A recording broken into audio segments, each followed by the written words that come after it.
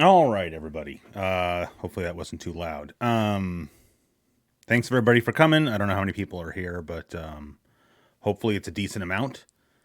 For some reason on YouTube, it's showing my stream health as like orange, which is bad, but in OBS it's green. So I'm gonna leave it up to you guys to let me know if there's something wrong, because otherwise I'm not going to mess with it. And I'm gonna go this way. What? Maybe there. Just trying to center myself there. Um, all right, good. Ryan says I'm sounding great. So yeah, in the last stream, someone left a comment in the comment section of the last stream, saying that my mic sounded bassy, and I went back and listened to it, and I agreed. And I looked on the mixer that I'm using, and somehow the bass, it's a pretty small mixer, so you can adjust there's like a basic bass and treble adjustment, and that's it. And the bass somehow got jacked up, like literally jacked up, not like it was, you know.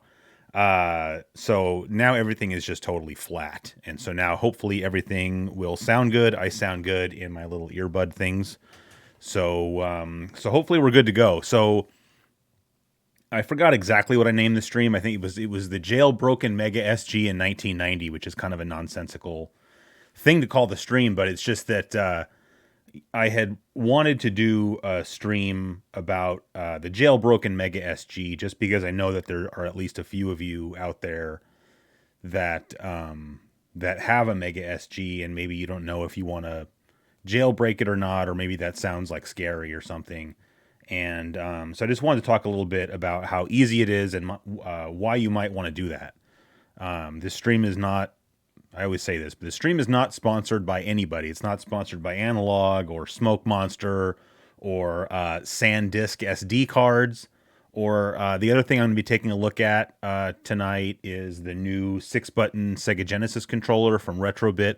Not sponsored by them either. I just bought it on Amazon and I thought it was cool. So yeah, so that's about it. So as you guys know, I got the Mega SG right when it came out, and I liked it reasonably well. And I tried recording gameplay footage with it for the Sega Genesis in 1990 stream, and initially I didn't care for it, but I kind of figured that it was probably because I didn't have it set up correctly. I am very yeah, the stream is kind of sponsored by D Forte. That's true. And I see we already got our first $5 from Daryl there. So thank you very much, sir. And but yeah, anyway, so I don't know how many of you guys out there are familiar with a guy called Firebrand X. He started. I think he kind of made his name, at least in my opinion, or at least he got on my radar because he was making these profiles for the FrameMeister, so that you could get the best possible picture out of any one of your consoles. Like you would load up an NES profile if you were playing the NES with your FrameMeister, and there were separate profiles for all your different game systems at different resolutions, depending if you were playing at 720p or 1080p. And then the OSSC came out, and he started making OSSC profiles. And so, like, I have like a spreadsheet. The OSSC. I like the OSSC a lot, but it's not quite as easy with the profiles, because all you can have is numbers. You can say you want to load profile number 1, 2, 3, 4, whatever. And at least I find that I often accidentally overwrite my own profiles, which is just user error because I'm not that smart. And so I have a spreadsheet on my laptop over here with all of Firebrand X's profiles and the number. So if I need to know, okay, I'm gonna be playing a Genesis game, but it needs to be 240 by 256 or whatever it is, I can double check the spreadsheet and make sure I'm loading the correct profile. Whereas with the FrameMeister, you are loading a named file. So if you load something called NES 720p, you pretty much know what you're loading. But anyway, once you get those going on the OSSC looks great, and that is what I normally use to record gameplay footage. Is I take any one of my consoles and plug it into the OSSC, and and record it with a capture card. But one of the reasons I was interested in getting a Mega SG, because really for personal use, I don't really need it. I mean, I don't really play games that much anymore. For just just for fun. I mean, I play them for the show, and I have fun playing them for the show. I'm not saying I don't. I'm just saying that generally, if I'm playing a game, I'm playing a game for a reason. So, like, I didn't buy the Mega SG because I wanted to like set it up in my living room because I don't really play games in my living room. So, but I thought it might be handy for recording gameplay footage, and especially I was thinking about things like the Game Gear. I don't have a Game Gear at all anymore, actually. But even if I did, how would I record gameplay footage from it without getting one that was like modified? But when the Mega SG came out, or when it was announced, even they were talking about how it was going to have all these adapters for it, and whatnot. And of course, none of those adapters have surfaced yet, except for the one that came with it, which is the adapter for playing Master System games. But now I don't need any of those anymore because Smoke Monster came out with his jailbreak for the Mega SG. Now he also did one. There's a jailbreak for the Super NT, but for me personally, that doesn't add any functionality to the Super NT. What it does allow you to do is it allows you to load ROMs from an SD card with your Super NT, which is great if you don't have a Super EverDrive or an SD to SNES already. Then jailbreaking your Super NT is a no-brainer. But I already have an SD to SNES, which actually has more functionality, I believe, than a jailbroken Super NT. So my Super NT is not jailbroken. But with the Mega SG, there is no downside to jailbreaking. Although there's no downside to jailbreaking a Super NT either, I don't think. But with this one, there's no downside and all upside. And so I'm going to go ahead and I'm going to switch the view real fast. And so you guys can kind of see what, well, I guess I should reset it. So you can see what it looks like when you first turn on the system when it's jailbroken. And, or I guess maybe first I'll just say this. So jailbreaking the Mega SG is super, super easy. Aside from obviously you need a Mega SG. The only thing you need is an SD card. And I would say that probably an 8 gigabyte SD card would be adequate. I didn't actually look. Although I guess I could look real quick. I'm just curious how big like everything that I have on the Mega SG is. Hard drive has to turn on. Oh, all right. So 8 gigabyte would not be big enough. So I have about 13 gigabytes of stuff on my Mega SG SD card. So if you got a 16 gig card, you'd be covered. I got a 32 gig card only because I was at Best Buy and they had these on sale for $10. It was $9.99. I always get SanDisk only because I have personally had problems using other brands of cards in my EverDrives, which I know has nothing to do with a Mega SG, but just ever since then, I just always I stick to SanDisk. If you go to a store like a Target or a Best Buy, you really don't have that many brands to choose from anyway. I would say I would also get Kingston would be fine, but you can't really get Kingston around here for the most part for some reason, which is funny because when I was up in Canada, it was like the only brand you could get.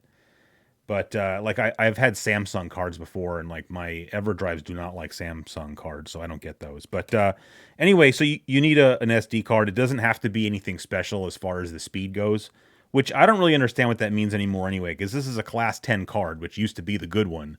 But this is like the silver card, and then they also have the SanDisk one with the gold label on it, which is like the Pro card. And then there's one with a black label on it, and that's like the Extreme card. You don't need any of that kind of stuff. So just get a cheap card. Like I said, $10. And you need to format it. It needs to be in the FAT32 file system. And apparently, as long as what you're formatting is 32 gigs or less, you can still use FAT32 in Windows 10.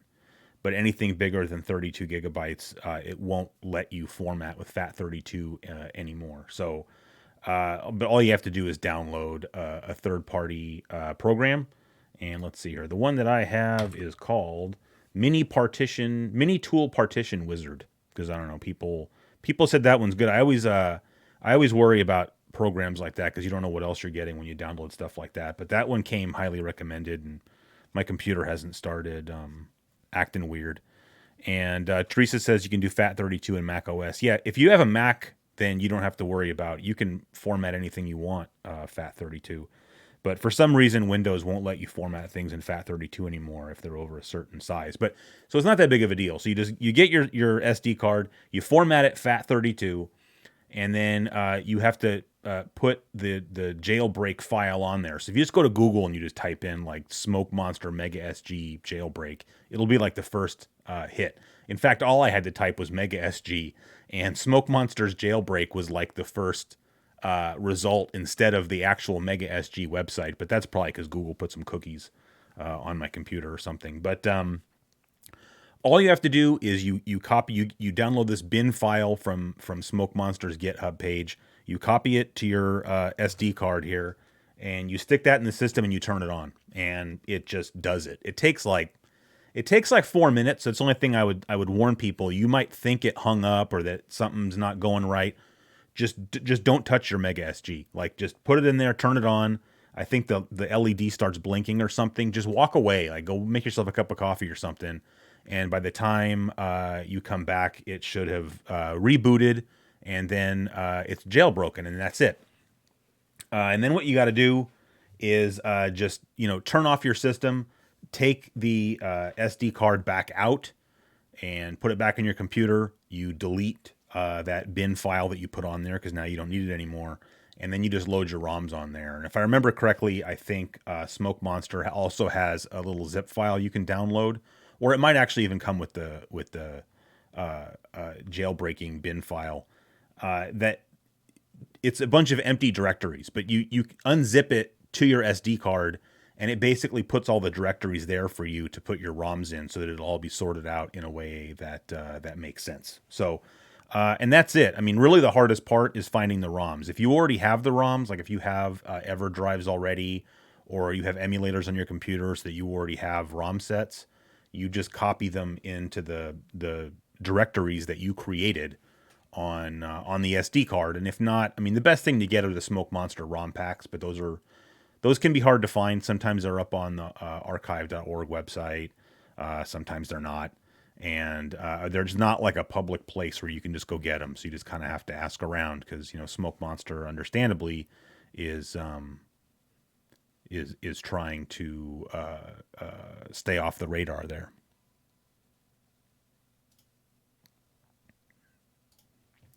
So, so that's about it. So I'm going to go ahead. I think I've said all I needed to say. So now I'm going to go ahead and switch the view over so you guys can see what it looks like when you first when you first boot up the computer. I guess I have to turn it off, turn it back on. Boot up the Mega SG rather. When you hit the reset button, it just resets the game, whatever game is loaded, which is cool because that's what you want.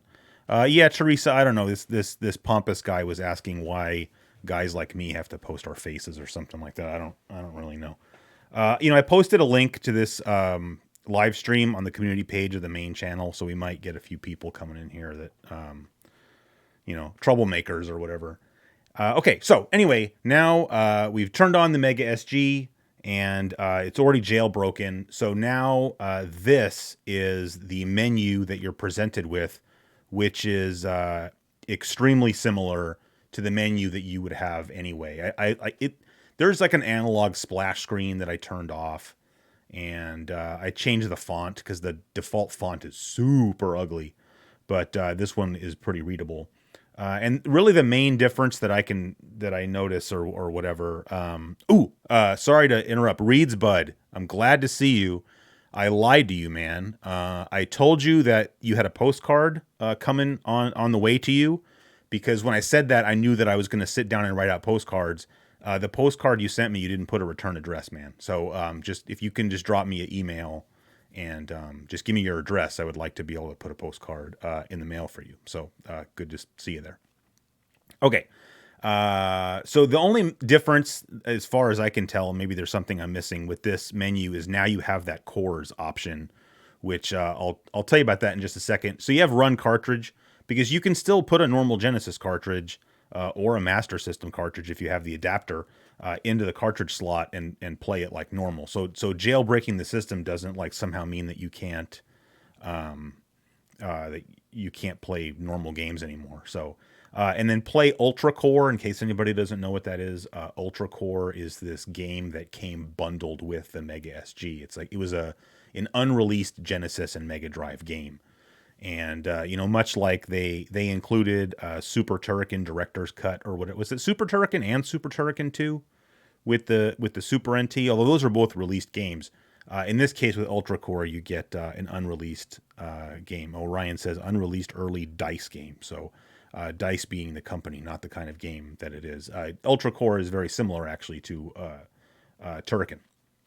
So, and then there are settings and tools, which I'm not really going to go into. The only thing I'm going to say is if you're going to do this, if you're going to jailbreak your Mega SG or whatever, the reason that I brought up Firebrand X like 20 minutes ago is that he did a video or two on his channel where he gives you the exact perfect settings for video settings for the Mega SG for playing 320 by 240 games and 256 by 240 games and Master System games, Game Gear games, and then Coleco games. And you might be thinking Coleco games. Well, one of the cores that gets installed on here when you jailbreak it is a Coleco core, and maybe somebody else knows better. I don't. That seems odd, but first it's got something to do. I don't know if I guess the Coleco has a Z80 chip in it. Maybe I don't really know, but once you jailbreak this, now you can play Coleco games if that's what you were hoping to do. But anyway, he goes through how to do this. Like I would watch at least part of the video so that you can see how to apply the settings. But then he has a link in the video description with a text file so that you don't have to sit there and watch, because it's a long video, because he goes over each game or each graphics mode and how to get it all set up. So anyway, so this one is already all set up with that. It's not going to look great probably for you guys on the stream because it's shrunk down into this stupid little TV. Well, it's not stupid. It's awesome. But I'm saying it's shrunk down into the TV. So it's not going to be like pixel perfect anyway. But once I did this, and once I applied Firebrand X's profiles to this, then I actually started using this system to record the gameplay footage for the Sega Genesis in 1990 video. So as I said in the video description, I always assume people don't read the video description, but it's in there in the show notes. I mentioned that some of the gameplay footage in that episode was recorded with the Genesis, a Model 1 Genesis, through the OSSC, like I said. And some of it was recorded with the Mega SG. And to be honest, the only reason that I can tell the difference when I'm watching the episode is that, I don't know, there's something going on with my OSSC where I get these little like lines every once in a while flashing across the screen now when I'm recording gameplay footage through it. So the Mega SG footage actually looks better. So yeah, so okay, so that's pretty much all I have to say, I guess, about jailbreaking the Mega SG. Like I said, it's super easy. And I see in the chat we're talking about Popeyes Chicken.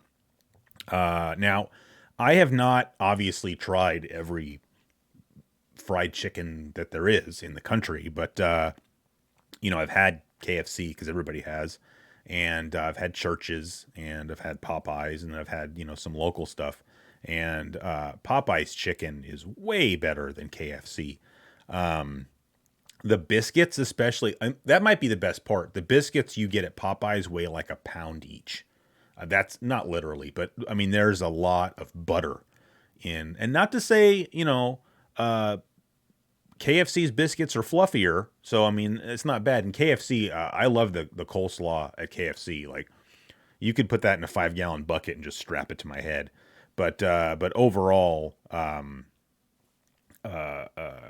Popeye's chicken is much better than KFC. So, let's see what else is going on in case I missed anything. I did. Yeah, sorry. So Dave Bladegun, we got $4.99 from Dave Bladegun. Thank you, Dave. He says, "Yeah, I love the new episode. I actually watched it twice." That's awesome, man. I watched it probably more than twice actually, but I got so sick of that. You have to watch it so many times while you're editing it. And then I think I had to watch it 3 or 4 times to do just like quality control, and I still missed a couple of things that I ended up having to fix. I had to re-upload that episode. Like I uploaded it and it was just only available for it was just only available for patrons, and somebody found Mike McFly found an error, so I had to delete it and re-upload it. So and then I had to watch it again to do the closed captions. And then, all right, I see here Azel Pompous. So apparently, I'm sorry, you asked a legitimate question. Yes, you did. I didn't understand about the fate. I thought that's not what I thought you were saying, and I apologize. I think I'm a little bit hypersensitive to trolls right now, just because I just uploaded a new video, so I got a lot of troll comments, and then I was just, I'm kind of concerned about trolls coming in here because I posted the link over on the other channel. So I apologize for putting you on timeout. That was definitely just a misunderstanding. So yeah. Do I have anything else I wanted to say? I don't think so. Okay. Takai says, will you make an episode about the GameCube in the future? Maybe. I don't know. I mean, I don't ever want to say no to anything like that, but I don't know. I don't really see it happening in the near future. I guess I would just to me, the GameCube is not old enough. And I get that it's old, but I don't know. To me, it's, I guess because of how old I was when it came out, like to me, the GameCube doesn't feel classic, but I do a live stream with the GameCube. That would be cool. And then Jameson McCurley says a new video is awesome. Thanks, man. I Am Sai says, hey, Chris, I missed your Konami Classic stream. Why didn't you upload it? I really wanted to see it. Was Konami being jerks about things? That's a fair question. No, but that's a fair question. It would be fair to assume that they were, because the only game company I've had issues with actually was Konami. They gave me they put a copyright claim on one of my live streams because I played Life Force. No, I just didn't think it was I just talked about this in Discord a couple hours ago, but I just didn't think that the last live, whenever that was, like 2 weeks ago, I guess, I just didn't think it was a good live stream. And I just didn't really want to make it public. Like, it's unlisted, it's not private, but I guess how would you get a link to it? So I don't know. I'll add it to the playlist for the live streams, but I'm probably not going to make it public, just because I don't know. I don't make excuses. I was very tired that day. I rode my bike home like 12 miles into the wind, and it put me in like a weird mood. So, Unlikely Toad says, "What's the difference between being a member and a patron?" As far as the benefit you get out of it, there's really no difference. If you're a channel member, you get my face next to your name in the live stream chat. There's no way for me to do that if you're a patron, but you get, well, anybody can have access to the Discord, but you'll have sort of a special status in the Discord, and you have access to like a semi-private Discord channel, and you get I released the last episode a few days early if you were a patron or a channel member, and I'm going to make that sort of the standard thing going forward. So yeah, other than that, there's no difference. It's, I think, $3.99 a month to become a channel member. I don't have any control over that. Like, YouTube just decided if you want to be the member of any channel, it's $3.99 a month. But if you go the Patreon route, I just have my Patreon set at $1. So that doesn't mean you can't. You can voluntarily contribute more than $1, and that's much appreciated. But you get everything you're gonna get for $1. Although I was thinking, I don't know if I probably won't do this. I mentioned this in the Discord too, but I thought it would be funny if I had, like, BitHead has his, like, I don't know, what is it, like $50 tier or something like that, where he'll review a game for you. I'm not going to do that, but for some reason I thought it would be funny, and I'm kind of stealing this idea from the NPR show Wait, Wait, Don't Tell Me. I don't know if any of you guys have listened to that, but if you win on Wait, Wait, Don't Tell Me, what you win is the announcer for the show will record your outgoing voicemail or answering machine message. And I thought that would be kind of funny to do. Like, if I had a thing where, because I think Patreon is rolling out some kind of other thing where, I don't know, like, someone doesn't have to pay me like $20 a month for me to do that. But I thought it would be funny if I did something where you could make even if it was just a one-time donation or something, and I'll record your outgoing voicemail message for you or something. And then Russell Butt says, do you have an update on your next video on the other channel? Well, so if by the other channel, you mean the main channel, I don't know. I guess I don't know what you're talking about. So I'm not sure what you're asking about. Oh, the Dreamcast launch video. It'll be out this summer, I would say. I want to definitely get it out before, 9/9/2019, obviously. But and I'm working on it now. And but I'm going on vacation for a couple of weeks, and so I'll finish it up when I get back. So if I had to guess, I'd say it'll be up in either July or August, would be my guess. So, and then, sorry, somebody said, where did they go? I just don't want to ignore it because it's rude. Sega Dream said the sobriety and bike riding are paying off. You're looking good. So thanks, man. I appreciate that. I agree. I don't like to toot my own horn or talk about it, but I was watching, yeah, just quick. I was just watching the Christmas live stream and like, oh my gosh, man, I wasn't looking so hot back then. So I'm glad I chose to spend the last few months taking better care of myself. So anyway, now we're going to get back to the Mega SG. So what we're going to do is we're going to go down to the second option, which is cores, and hit, I don't know, the A button, I think. Yeah, okay. And so these are the 4 cores that you have. You have Genesis, Game Gear, SMS/SG1000, and the ColecoVision. So the SMS/SG1000, the SMS is, of course, the Sega Master System, and the SG1000 was the predecessor to the Master System that was never released in North America. It was mostly just in Asia, and I believe it was released in limited quantities in Europe, but I wouldn't swear to it. But the SG1000 is compatible with the Master System. So that's why if you can load, like I put for the Master System launch episode, I showed some SG1000 games. You can just put SG1000 ROMs onto a Master EverDrive and they'll load just because the systems are compatible with each other. But tonight's live stream is supposed to be about playing 1990 Genesis games, so I don't really want to spend too much time with the other things. But if anybody wants to like quickly see what it looks like to play a Game Gear game or an SG1000 game or something like that, we can do that. But so the other thing I wanted to kind of show, so I have I think everything on here, yeah. So these are all of Smoke Monster's ROM packs. And if you look on the left side of the screen, it's cut off a little bit. And that's just because the Mega SG was not really intended to be shown on a 4:3 display. It still doesn't use the entire width of a 16:9 display. But that's why it's cut off a little bit. But it's really not that big of a deal.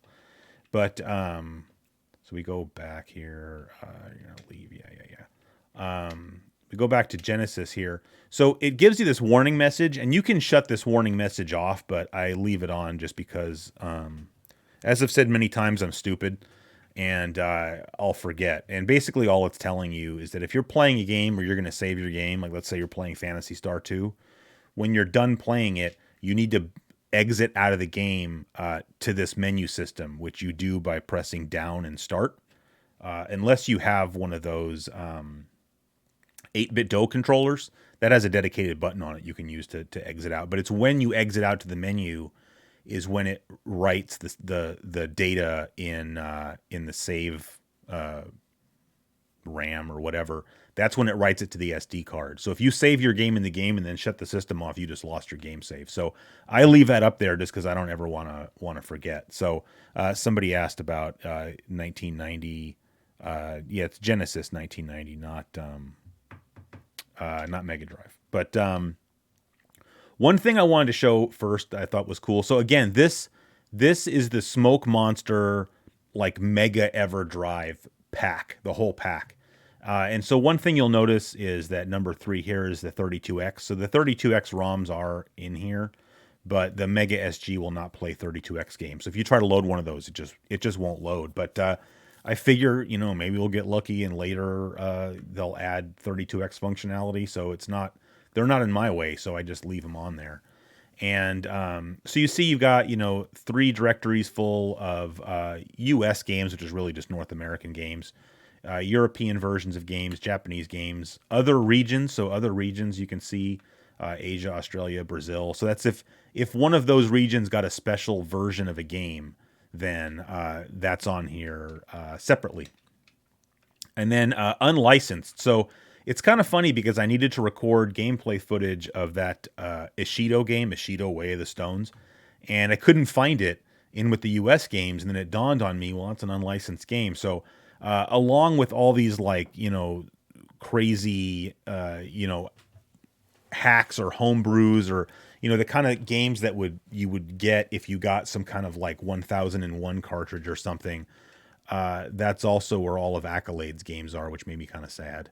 Like, Turrican is in here and whatnot because they're unlicensed releases. So there's also like betas, prototypes, and revisions. Maybe more interestingly, there are color enhancements and restorations. So this is all, Smoke Monster put this pack together and has sort of curated it. And these are basically ROM hacks where like people in the homebrew community have done things like color enhancements or what basically color restoration means is like, for instance, Golden Axe is in here somewhere. Yeah, right here. See, Golden Axe color restore. So that just makes the colors in this Genesis version of Golden Axe be more faithful to the arcade original. So a lot of that stuff is just kind of cool to check out. It's all just sort of bonus content on here. But then he's also got these like game series collections, and that includes like best of lists. So if you go in here, rarest and most expensive games according to eBay. If you ever read those pages or whatever articles on Racket Boy, like games that define the system from Racket Boy, like those are all just right in there already listed out for you. So there are games where there are multiple copies of the game on the SD card, but they're small, so who cares? And best shoot 'em ups according to GameSack. Well, that's pretty neat. There's nothing on here for CGQ though. That's kind of crappy. See, I should add those in this. I actually kind of wanted to do that. Add that in this directory. There should be like a launch games according to CGQ, and then like 89 games according to CGQ, and then now 1990 games. I would just like to have that personally. I don't care if Smoke Monster does that or not, but I would like to have that. And the other thing that I thought was pretty cool. Oh, so I guess to go back to just sort of these what do they call them, the game series collections. So like here's controllers and peripherals. So if you want, let's say you just got a 6-button controller, and it's like, well, what games can I play with a 6-button controller? Well, they're all right here. Here's all the games that specifically take advantage of the 6-button controller. Here's games that use light guns. Well, do you have a Konami Justifier? Do you have a Sega Menacer? They're both in there separately, so that's really cool. The Sega mouse. That's a lot more games than I thought you could play with a Sega mouse. Do I have a Sega mouse? I feel like I might. You can play Marble Madness with the mouse? Dude. We should do like a Sega Genesis mouse live stream sometime. That'd be pretty cool. Multi-tap, and then I don't know what other is. Oh, the batter up bat, the Sega activator ring, and the TV golf club. Well, that's pretty neat. So that's pretty neat. And then you've also got things grouped by developer, franchise, even genre. If you want to play a beat 'em up, I don't know what I want to play, you can go in here. All beat 'em up games, and then here's just a bunch of beat 'em up games. So it's just pretty cool, especially when you have sort of like this wealth of games that you can play, and maybe you can't decide, like, I mean, you have every game at your fingertips for the Genesis, and so you get kind of like paralysis by analysis or something because you don't know what to play because you have too many choices. This can kind of help you narrow it down. Like, well, I'm in the mood to play a racing game, so you can go down to the racing games. And yeah, so anyway, so that's what that is. And then you have like hacks, homebrews, translations. That's pretty cool. But the thing that I kind of want, and then there's tools and service test cards. I guess that's kind of cool too. But oh yeah, and Ryan brings up a good point. You don't have to have a Mega SG for all this stuff. If you have a Mega EverDrive of any kind, you can load this on there. Or as he said, if you can just load this into like Mednafen or OpenMU, depending on if you have a Windows or a Mac. There's nothing about this that is like Mega SG specific.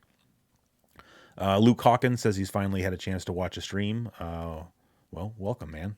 Thanks for showing up. Oh, Unlikely Toad says, is Gilius's axe golden in the restoration? We should check it out because that's a 1990 game, so we won't be breaking the rules if we check. I would like to see, just for myself. And Bada Bing says, my Mega SG doesn't play Japanese or European ROMs on my EverDrive. Does anyone know why? I really don't know why. I'm not sure. I know that if you jailbreak it, you can load any ROM that you want. You might want to play with... There might be something in the settings you just have to change on your Mega SG. That doesn't sound right. You should be able to play games from any region, but it might be that when you put in the EverDrive, that might be fooling the Mega SG into thinking you're playing a US game, and then you're trying to load something from a different region. So you might need to go in and look for some setting to change. Math Guy's here. What's up, man? EOD says, are the ROMs duplicated across the folders? They are. So it's kind of a big ROM pack, but again, a 16 gigabyte card would be more than enough to hold not only this, but the other ROM packs that I have installed. Oh, there you go. Keith says turn off auto detect. So perfect. Ooh, Jet Maximum says watching this at Denny's. Man, I can't eat Denny's. Every time I go to Denny's, some bad stuff happens. Yeah. Ooh, Tripping in Denver says, I'm here solely to thank you for your videos. They bring back so many great memories. Well, thank you for stopping by to say that. That's really awesome. Oh no, Bada Bing donated it. Well, I appreciate the $10, but you didn't have to do that just to get my attention. So hopefully that answered your question. I think you should do what Keith said. Look for like an auto detect thing in the menu system, and see what's there. So yeah, I don't mind, since mine's jailbroken, it might not even have the same settings. So if I look in the settings, it might just end up causing confusion. And then David wants to know what ROM pack is this? This is the Smoke Monster pack. So anyway, the last thing I wanted to show you, and then once again, this is not Mega SG specific. I didn't know these were a thing until I got his ROM pack. Is this VGM music players directory? You go in here, and I always forget which one I load. I think it's this one. Yeah. So you go in this one, and you can listen to the soundtrack to any of these games, and it'll play it sort of jukebox style. But this way, it's using the actual hardware to like generate the music rather than playing it, via MP3. So I don't know. I just thought that was kind of cool, just because I didn't know that this existed. But once again, you can load this onto just a Mega EverDrive or whatever. But just to show you what it looks like, obviously we should do Streets of Rage 2.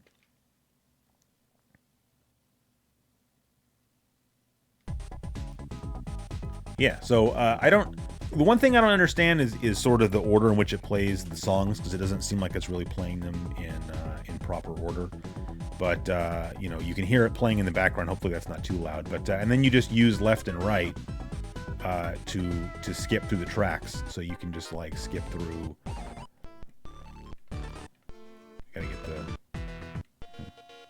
Oh, see, that's like a remix of Go Straight, so I'm not so much into that one. But yeah, there you go. So this is just kind of cool. If you're doing something, in your house, like I don't know, your house cleaning or something. Doesn't Bithead say he likes to listen to video game soundtracks while he's cleaning the house? Sometimes I'm just hanging out down here writing or something, and I'll just turn on a game on here and just have it play through the whole soundtrack. So that's pretty cool. Someone says, does Denny's still have Moons Over My Hammy? I hope so. That's like the best name for a dish at a restaurant probably ever. Derek's here? Where's Derek? I don't see him. Well, I'll assume he's here. Is this your ringtone? It's funny. I used to have... I can exit out of this now, I guess. But, I think I have to restart the system to get out of this, if I remember correctly. I used to use, video game stuff as like my ringtones and whatnot. Like I think I had the splash screen music from Sonic the Hedgehog as my ringtone, and I stopped because I was getting sick of the song, and I don't want to get sick of the song. So no, I don't have that set. So okay, so now we're back out at the main menu. So now I go back into Cores, I'll go back into Genesis, and now we can just start playing some games. And I noticed a couple people mentioning Hellfire, which was one of the games that I had intended on playing. So I don't know, we'll just start off with that one. And again, it's cut off on the side just because normally, well, I can just show you here, I guess, but maybe I can show you. Where is it? Yeah, if I take this and move it up, see, you can see that. So that's what it would normally look like. So it's a little bit wider than 4.3. So anyway, just got to find Hellfire real quick. There it is. And then just load it up.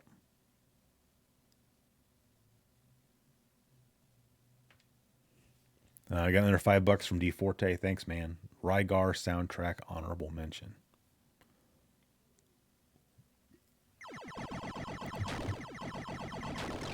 All right. Anyway, so you know what I kind of want to do with the stream tonight, now that we're done talking about Mega SG, I guess. I just wanted to play some of the games that I really enjoyed covering in the episode that are not games that I otherwise probably would have that I maybe otherwise wouldn't have thought to play like on a live stream, or otherwise would have really covered on the show. And with Hellfire, like I said on the show, when you think about all the Toaplan shooters that came out on the Genesis, I feel like this is the one you never hear anybody talk about. Obviously Truxton is the most famous, and at least for me, I always had a soft spot for Fire Shark. And we didn't get all your base or belong to us. Zero Wing, we didn't get Zero Wing here, although oddly they got it in Europe, so I don't understand what that's all about. But I just feel like I hardly ever hear anybody talking about Hellfire. And when I was playing it for the show, and I'm like, this is better than the other Toaplan shooters that came out on the Genesis. So why aren't people talking about this one? So anyway, as I always say as a caveat, I'm sure I'm not going to be that good at this game. Although, I played it at least somewhat for the show, so I'm not like a complete neophyte at it. I don't know what... I always like looking at the options. I'm always curious what's in the options. So, oh well, nothing really. Oh, you can turn on turbo. That's kind of cool. I'm going to turn that on just because that way you don't have to listen to as much button smashing. So, everything else I'm going to leave alone. Turn that down a little bit more, maybe. No, Derek's happy with the recommendation. Yeah, I think Derek, because you were asking I forgot what you were going to get. You were going to get either this game or one of the Thunder Force games, right? And yeah, I forgot, because I think you either already had Thunder Force 3 or you already had Thunder Force 4, and you were going to buy the other one, or you were going to buy this game. And between the two, I mean, they're both great games, but I just felt like, I'd rather have this one if I already owned one of those two Thunder Force games. So, I was trying to read the chat. Dang it.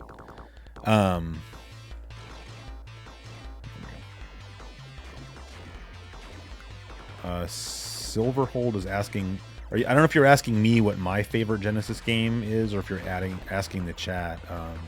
My favorite game, it's a boring answer, but my favorite Genesis game, kind of by far and away, is Sonic the Hedgehog. Which I know it'd be cooler if I had, a more original answer than that. But, as I've said many times, I think on the show, Sonic the Hedgehog was why I wanted a Genesis. It's funny, I always want to say why I bought a Genesis, but really I didn't buy a Genesis. My mom bought me a Genesis, so it's why I asked for a Genesis for my 15th birthday.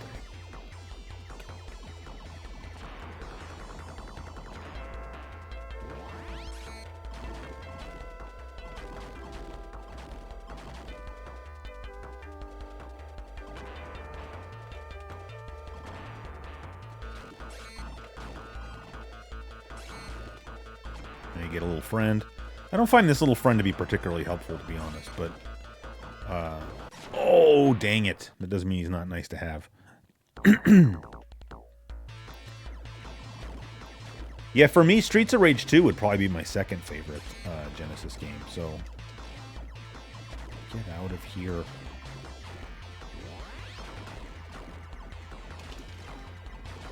All right, we didn't get off to a good start, but hopefully we can warm up a little bit. I definitely want to spend a little bit of time with this game, maybe get a couple of levels deep. This game has really cool boss battles. Like I like the fact, they decided they were going to put in sort of this unique mechanic with being able to adjust the direction that you're firing in, but then rather than it just being some kind of weird thing that didn't have a purpose, they really made it so that the you had to do that in order to fight the bosses.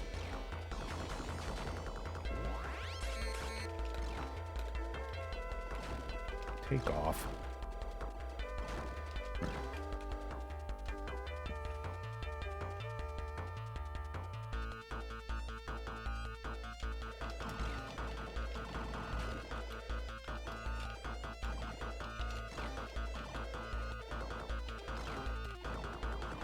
I don't think you can shoot in those other directions until you finish him off from straight ahead. I don't remember.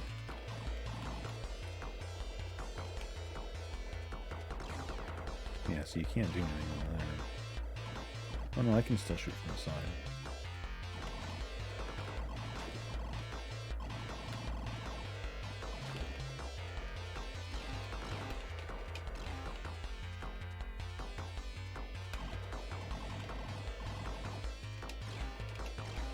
Only thing I wish, like, you only have 3 buttons, right? And so it's like you have 1 button for shoot and then just 1 button to switch. Oh, that's close. Just 1 button to cycle between the different weapons, because then you have a special attack. And I just kind of wish that... I mean, I don't know, it sounds sacrilegious, but I almost wish there wasn't a special attack, because, like, I wish that instead you could cycle through your weapons one way by hitting 1 button and going back the other way, to cycle through them the other way. Like, use the other button. If it was, like, A and C...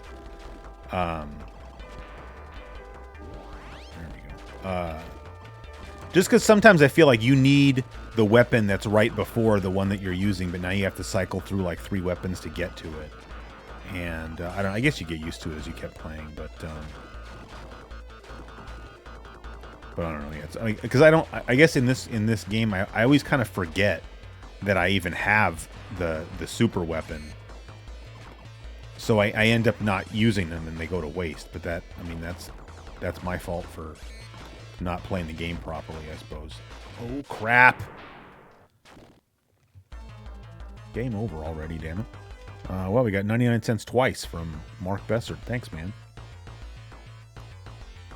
Well, we don't need to continue because we're still on... Wait, no, we aren't. We're on the 2nd level. Or are we? No, I guess not. I'm just going to check the chat real quick and then we get back into the game.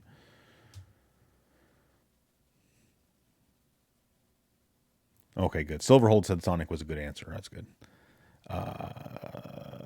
Mujanga says, what do you think of the upcoming Sonic movie? I honestly haven't watched the trailer. I just don't care. I tweeted about that. I just don't, I feel like everybody who's on Twitter who's like a gaming personality like has to have an opinion and has to like weigh in about like the Sonic the Hedgehog movie trailer.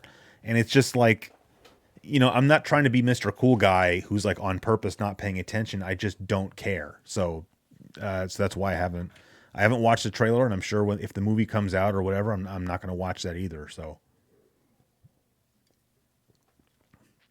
Mark Bessert loves Fireshark. I like Fireshark too. That was one of my early Genesis shooter purchases.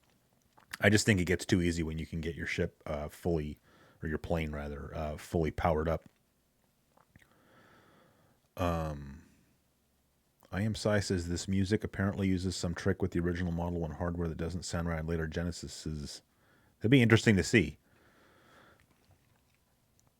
It's funny, Genesis is... I was just today, I listen to podcasts while I ride, which I know I'll probably get killed someday, but whatever. And I was re-listening to old Retro Blast podcast, which is a podcast I used to be on sometimes. And the host was saying, the host, who's my friend Anthony, was saying that, he said Genesis's and then kind of caught himself and was like, Genesis's? But, I mean, what else are you going to... I would just say Genesis Systems, and then it doesn't sound so weird, I guess. Creative Assassin says... Wait, what game are you guys talking about? I don't even know. Doesn't matter. Shinobi 3 is better than the Revenge of Shinobi. I mean, yeah, it's probably true. I mean, people have more nostalgia for Revenge of Shinobi, but Shinobi 3, I think, is the better game.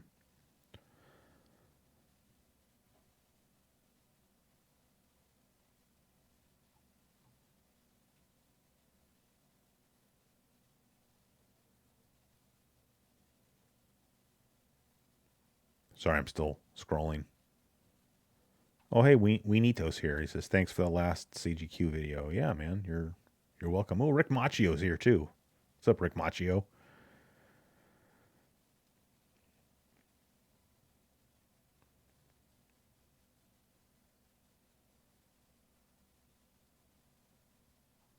Oh, yeah, you're glad I'm back. Yeah, so that's one thing I'll say is I think, we talked about this already. Oh, I'm hitting the wrong button. But I think you guys should just sort of expect it to be normal that I'm probably not going to be live streaming. Oh, I'm pressing the wrong freaking button. I'm just not going to be live streaming, I think, every week anymore. It's probably going to be every other week or every third week. Or, I think when it's like crunch time and I'm trying to get an episode done, it might even just be like once a month. So I haven't really decided yet. I mean, it's not that I don't enjoy live streaming, but it's just like there are times when it's starting to kind of feel like an obligation rather than something I'm looking forward to. And sometimes that's just because I'm tired or I'm busy or it's not a good night. But I don't like, I don't like being all inconsistent. And, if I say that we're going to do streams every Tuesday and then I start having to cancel like every other Tuesday, then to me, that's not a good look. So I would just rather if people just didn't assume that there was even going to be a stream until there is one, which, I don't know, I guess that's kind of not cool either. But even like today, I mean, that's why, I didn't schedule the stream way ahead of time because I just didn't know if I was going to want to do it or not. So, but the thing is, I really kind of did want to do it because I wanted to do a stream that kind of ties back into the episode that just I keep hitting the wrong button. That just got uploaded, being the Genesis in 1990 episode. So, because like I kind of enjoyed when I did the Nintendo 64 launch video. I did kind of the launch video post game show over on this channel. And I thought that was kind of cool. But then when I did like the Super Nintendo in 1991, and when I did what did I do? The TurboGrafx 16 in 1989? I can't even remember. I didn't do like post-game shows for that. But it would have been cool to either do that or at least do a live stream because, we can kind of talk about, while I'm streaming, we could be kind of talking about the episode or my thoughts about certain games or just whatever. Obviously I did not have a Genesis yet in 1990, so I didn't play most of those games back then. I think that the two games that I definitely played, out of the 46 games, the two games that I definitely played quite a bit were Golden Axe and Strider, which I know that, I got a few comments from people who are not happy that I don't think that Strider's the best game ever made. But, I can only tell you, I played the game, in like, I guess that would have been 1992. And, my friend and I just were not at all impressed. But, at the same time, we were still playing the living crap out of Golden Axe because I just felt like that game holds up better, and it's still a really fun two-player game. But, I just think there are so many better side-scrolling action games on the Genesis than Strider. But I totally get, and that's why I kind of tried to say that in the episode. Is just like, I don't think this is that great of a game, but whether you think that or not, the standout thing about that game is how arcade perfect it is, or how close to arcade. It's not arcade perfect, but it was, I would say, the most arcade perfect game that had been released on the Genesis up to that point, and that was really its selling point. So for that, it did a good job. But like, for instance, Strider was not a game that I ever heard of. Like, I'd never played that game in the arcade. It's kind of like Altered Beast. Everybody talks about, I think I talked about it in the Genesis launch episode. Like, that was the cool thing about Altered Beast being the pack-in game was that, here was this like, pretty decent arcade port, that came out at a time when the Genesis was really like their whole marketing strategy was like, we're bringing the arcade experience home. But, I don't recall ever seeing an Altered Beast arcade cabinet. And same goes for Strider.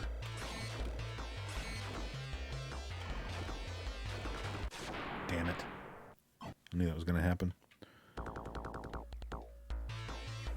But, the problem is you it's not a problem, but I'm saying, you certainly have probably a lot of people who did have Strider right when it came out. Like, I'm sure if you got Strider for Christmas in 1990, you probably thought that was a pretty cool game.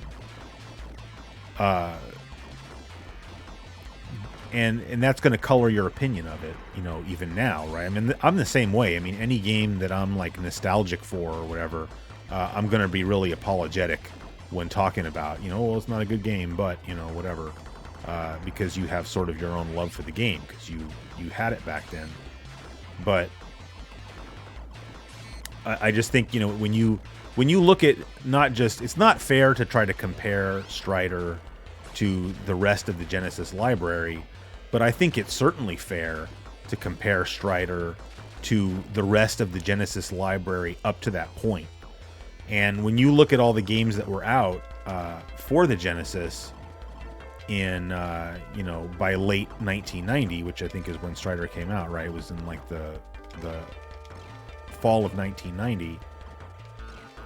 There are other games I would rather have been playing. Like The Revenge of Shinobi, like Shadow Dancer. I was going to say like eSWAT, but that might be going a bit far. Although I think eSWAT's a decent game. I was going to mention that about eSWAT, like, only because I don't know why I went back. I was watching, there's this YouTube channel I used to watch. This guy was called Ian Wilson 1978 was the name of his channel. And he was this channel that just did, he was all about the Mega Drive. In fact, that was like kind of the name, like, the name of the channel was Ian Wilson 1978 because that was like his YouTube handle. But like the name of his show was Mega Drive Memories because, he grew up with a Mega Drive and like, he was kind of going for, I don't know if he was really going for a complete collection of Mega Drive games. And he was getting, the Japanese games. Just because he thought the box art was better. And, I just really enjoyed his show. He would have, episodes that he would do where he was reviewing games. But, I mean, this was back in the time when if you wanted to review a game on YouTube, you went out and bought, like, a webcam or something. And, oh, God damn it. And just pointed it at your screen. Okay, that was enough Hellfire. And that's what he did. In fact, when he started his show, he just took his laptop and turned it around and pointed that at the screen. And then later he upgraded to like a 720p Logitech camera. But I just used to really enjoy the guy's show. And I remember he did an episode about eSWAT because that was a game that he had when he was a kid. So anyway, the point was just, his videos, a lot of his videos are still up. He took down all of his vlog videos, which was too bad because really it was just him, here's the games I got today or whatever. It's not like he was saying anything super personal, but I guess for whatever reason he didn't feel comfortable leaving the videos up anymore. So sorry, just see real quickly, we got $1 from Rob Odell. So thank you, Rob. I appreciate that. And I'm just going to scroll up in the chat a bit. Oh, Vinny's here. What's up, Vinny? Vinny M.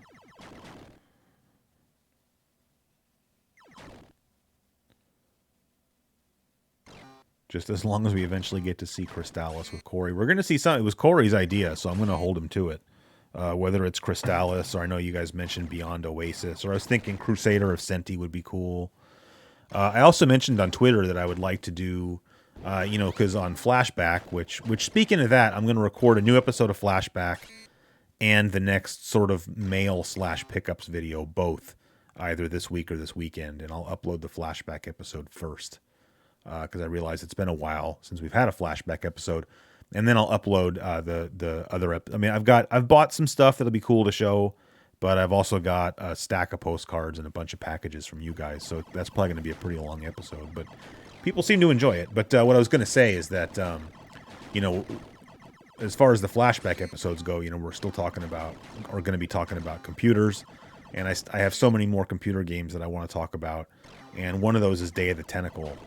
And I was thinking that it would be a cool live stream to do the remastered Day of the Tentacle, because I haven't actually played that yet.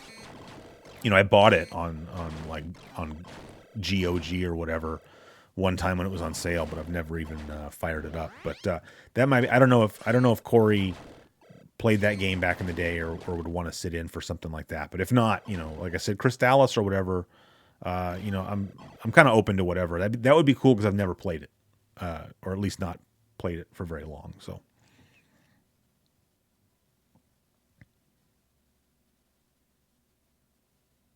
Mark says the last video was really well done. Thank you. Appreciate that.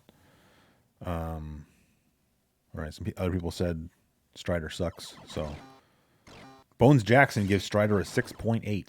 So that's pretty fair, actually.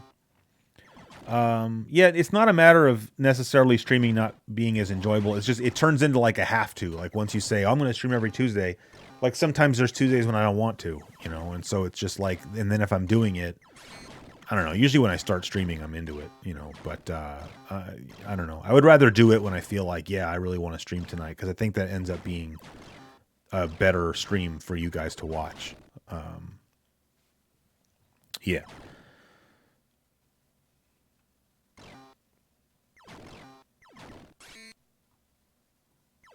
I wish there was a home port of Golden Axe Revenge of Death Adder. Yeah, I find it very bizarre that there isn't. There must be a reason for that, but I don't know.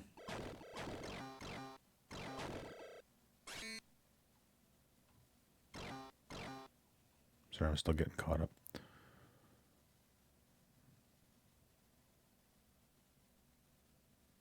Wonder when Flashback will get around to Flashback. I did rent Flashback back in the day, but I don't know if I have enough to talk about that I would ever bring it up in a flashback episode. Teresa's still waiting for a chicken live stream. I mean, I can just take my phone out there and live stream some chicken footage, and you can just watch them doing their thing. I mean, they're pretty much just digging holes and taking dirt baths and being generally noisy. Derek says Insector X next. I mean, we can. I believe what I said about Insector X in the episode, but someone took that to mean that like I don't like Insector X. I like Insector X. I just think so many shooters came out in this short time frame on the Genesis, and it's like you could easily skip that one. Movie Metalhead. I knew you were joking, but when you said that, I was just thinking like, because I did rent. Stuart and I rented Flashback one night and checked it out, and it's funny because I don't know why we would have rented that, because we played it on the computer when we got it. It was called Out of This World, which I think is the name of the game outside of North America. But I don't know if we had some kind of weird copy of the game or something. But for some reason, we rented it anyway. I only got $1 from Nebdoza, so thank you, sir.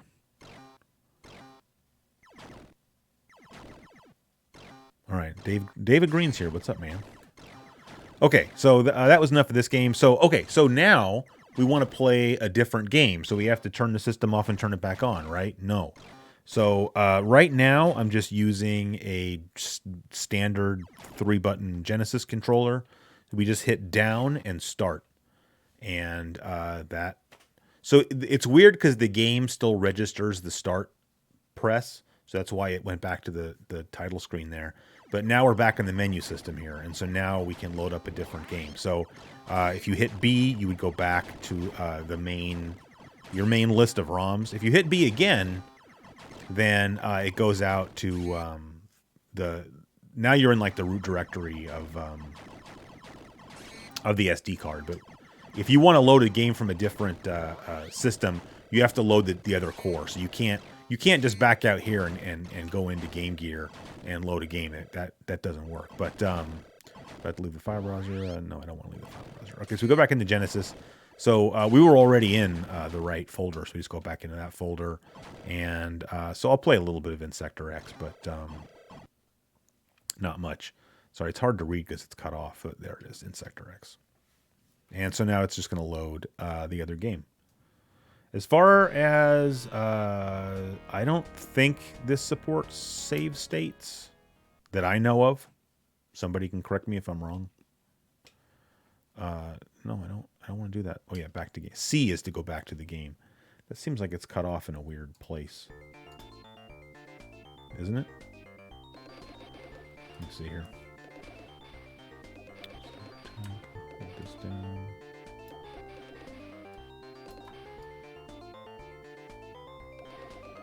That's a little bit better. I might have to adjust it when I play something else too, but...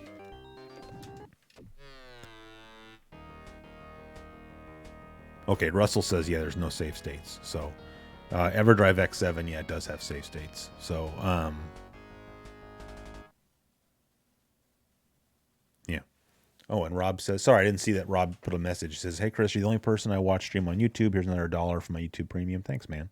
Thanks for taking the time to do these streams. Well, thanks to you guys for hanging out. Shoot. I wouldn't do live streams if nobody watched them, so I appreciate you guys hanging out. I always feel like these streams aren't that great because I'm not really playing the games that well, but I guess that's not really what it's about, right? So,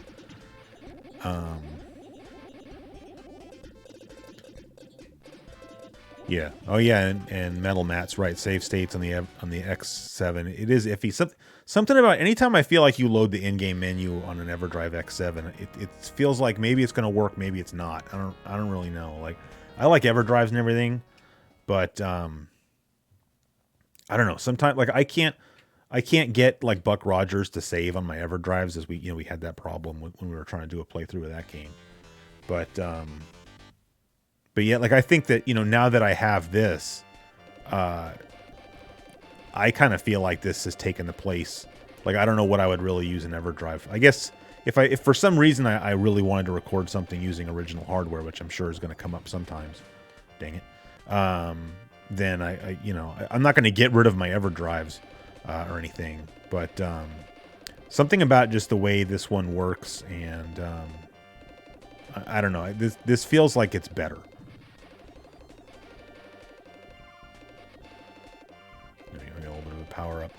So it's funny when I know I mentioned, I don't know. It's funny because I had the segment for this game was like slightly longer. And I edited it down a little bit. And I don't remember what I edited out. But I know that one of the things, at least in the original script, that I was kind of complaining about with this game is the color palette. Which really, I think I was talking about this section. Because it really doesn't look good. Like, I don't know why the dunes in the background are, like, partially pink. It's like somehow they didn't have enough shades of brown. Which is possible because the Genesis doesn't have a great color palette. But somehow it just looks weird. And I mean the music is okay. It's not great. It just depends. Like some of the tracks sound better than others, but one thing I really hate shooters where you have a huge hitbox. Like it's totally fine if your sprite is big. I don't know, games like R-Type. I mean, you got a pretty decently sized sprite, but your hitbox is not the same size as the whole sprite. Like there's a group of pixels like in the middle of the sprite where that's your hitbox, but there's like a certain amount of overlap, which I understand. I guess that's not really realistic. I mean, not that a shooter is realistic in the first place, but to have parts of your body that can get shot and it doesn't kill you, maybe it doesn't make that much sense. But I feel like for the most part, that's how most shooters work, is you have a hitbox, and part of becoming good at the game is learning where your hitbox, learning where your hitbox is, and so you figure out like how much sort of liberty you can take with the game. But with a game like this, your hitbox is basically your entire sprite, and your sprite's a little bit big, I think, to for that to be the case.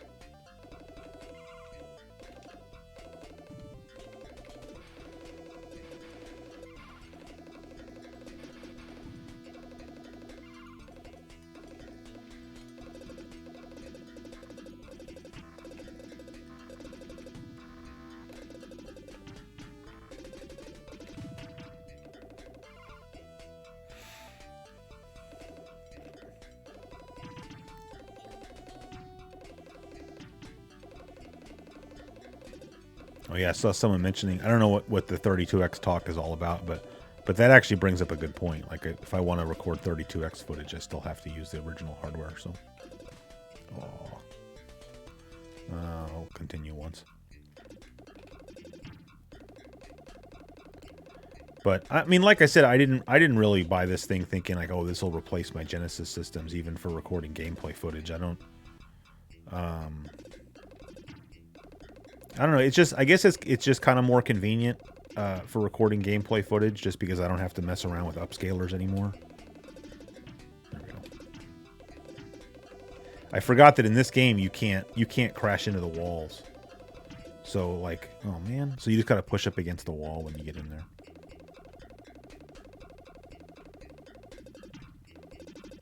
It's funny because this is a spot where I got stuck a little bit when I was recording the gameplay. All right, I'm gonna start one more time. When I was recording the gameplay footage, which I think is why I complained about the sprite or your hitbox size, is because of right here.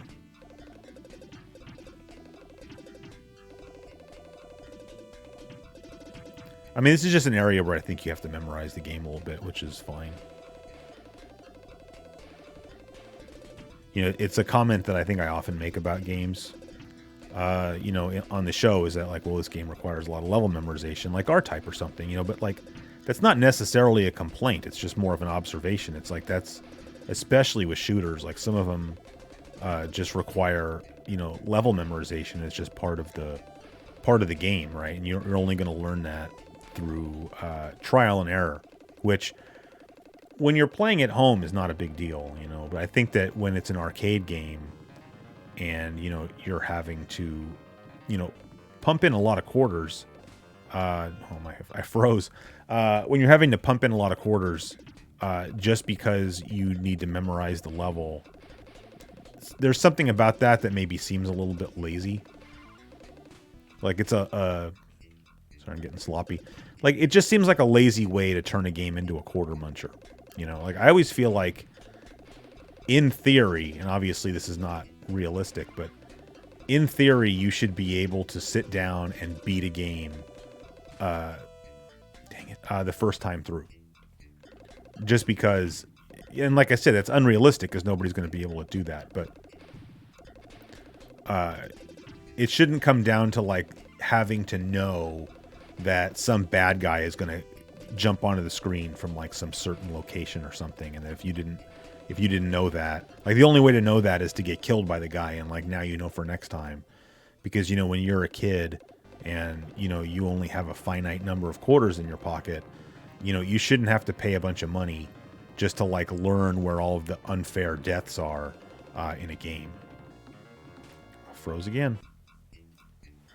And that's another thing about Insector X, right? Anytime you die, you go back to a checkpoint, so you don't just have a new guy fly onto the screen, which that's just how some games choose to be. It's not, that doesn't make the game, you know, better or worse.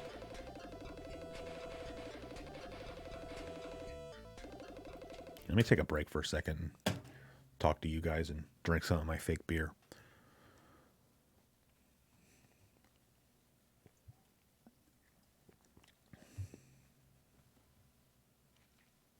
Oh, Teresa said that Derek was joking about playing this game. Well, you know, sorry, I didn't think he was. I know he bought this game, so I figured he wanted to watch me play it. So, wow, I missed a lot. QE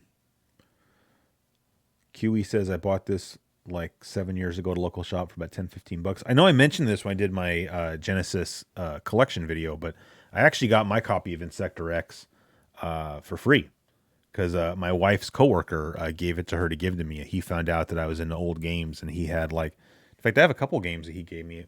My copy, I still have all my 1990 games. Well, here, I'll show you. They're still all lined up down here from, you know, when I shot the thumbnail for the episode, which I kept redoing the thumbnail. I didn't like the order the games were in. I finally was happy with that. And then I couldn't get happy with how the font was. It took me a while before I uploaded one. I was like, okay, that looks good. You know, the problem with YouTube thumbnails is some people are going to see them and they're going to be really big, and then other people are going to see them and they're going to be tiny, because it depends like what kind of device you're watching. You're interfacing with YouTube on, like if it's on your phone, or even if you're on like on your computer.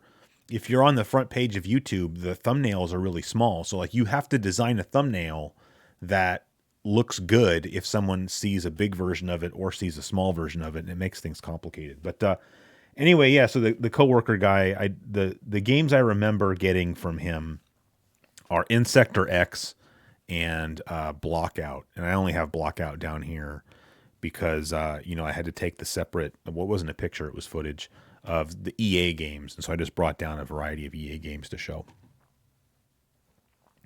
I don't know what my point was. I guess I got a free copy of Insector X. So, no, I can't. I was going to say he gave me Biohazard Battle, but I'm not sure that's right.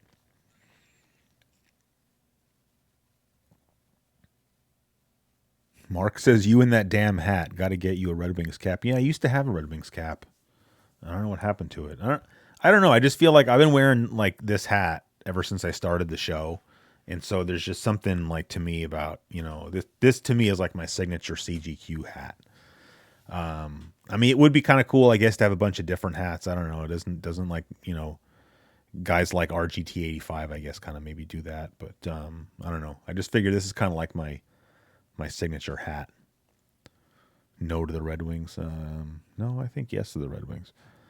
Metal Matt says, problem is you don't have a 32X. I don't think that's something you hear said very often. I like the 32X, but what does a 32X go for nowadays? Like, I don't mind the 32X because I got mine cheap.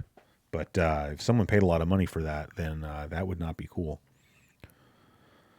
Musha has a big hitbox, Movie Metalhead says. Yeah, I don't know. Everybody holds up Musha as like, oh, this is like the best shooter on the Genesis. And, I'll be honest, like, I'm not saying it's not a good game, but I don't really enjoy it that much. Like, it's one of those games, like, I don't own a copy of Musha. I know it's a very expensive game, but it's also a game that I really don't have much of any interest in buying, to be honest, because I'm not that into it. On the other hand, it's funny because I know that, I'm just trying to be honest on the show, right? And so I was just honest about Truxton. Like, back in the day, Truxton really could have just been a weekend rental game. It ain't that great. But, like, personally, I really like Truxton because it has, like, that early Genesis vibe to it that I really enjoy. And so, like, Truxton is a game that I bought, at least fairly recently, I don't know, the last year and a half maybe or something. And so I paid a lot of, it was like $80, $85. But for something like Musha, just like, because what is that? Probably a couple $100 or something. And plus, aren't there like a lot of fake copies of Musha on eBay? So like, yeah, I don't really feel like I need that. So, Kiwi says $500. It can't be. I mean, it could be, but that just seems like a lot. Akil Dukes is late, mad late. Yeah, you are mad late. Well, we're still going to stream for at least another hour. So you're all right. Well, I'm really far behind. Dollar store generic Doritos are not that bad. I find that I like nacho cheese flavored chips that aren't Doritos more than I like Doritos. Like over the years, they put more and more and more and more flavoring on Doritos. Like I feel like when I was a kid, it was like subtle, semi-subtle. Like now I feel like by weight, a chip is like half Dorito dust or whatever. And it's just like, I don't know. It's just too much. Like we used to make my stepmom, my stupid stepmom that I hate. She used to make nachos out of Doritos. So I was trying to say something nice about her. She made Doritos nachos, and they were pretty good. She would put the nachos on the plate, or the Doritos on the plate rather, and she would put cheese all over the top of them and heat them up, and it was good. Could you do that anymore? I mean, I think it would be too much.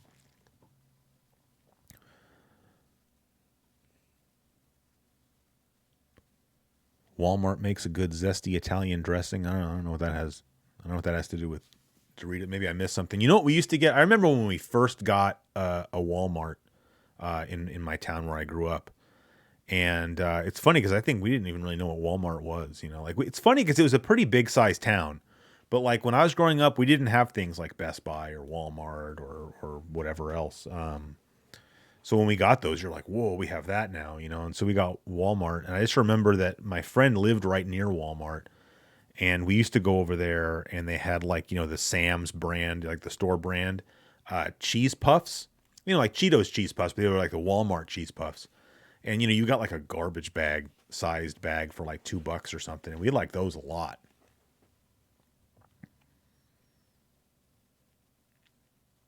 I mean, I don't know what any of that has to do with anything. Yeah, Rob Odell is absolutely correct. I always like to pull out that little bit of knowledge for people. If like a conversation is about Doritos, I like saying that. You know, taco flavor is actually the original flavor of Doritos, which it is. It's also a really good flavor. I wish you could get little bags of taco flavor. QE says, the more I play the Thunder Force series, I realize I like part 3 more than part 4. Yeah, I agree. I like 3. 4 has better graphics, but 3 is better, you know, gameplay wise, I think. I haven't tried buying Doritos in other parts of the world, so I don't know if I'll have to see if they're better. I'm leaving the country on my vacation in a couple weeks, so I'll try to get. I'll see if I don't know if they have Doritos there or not, so I'll check it out.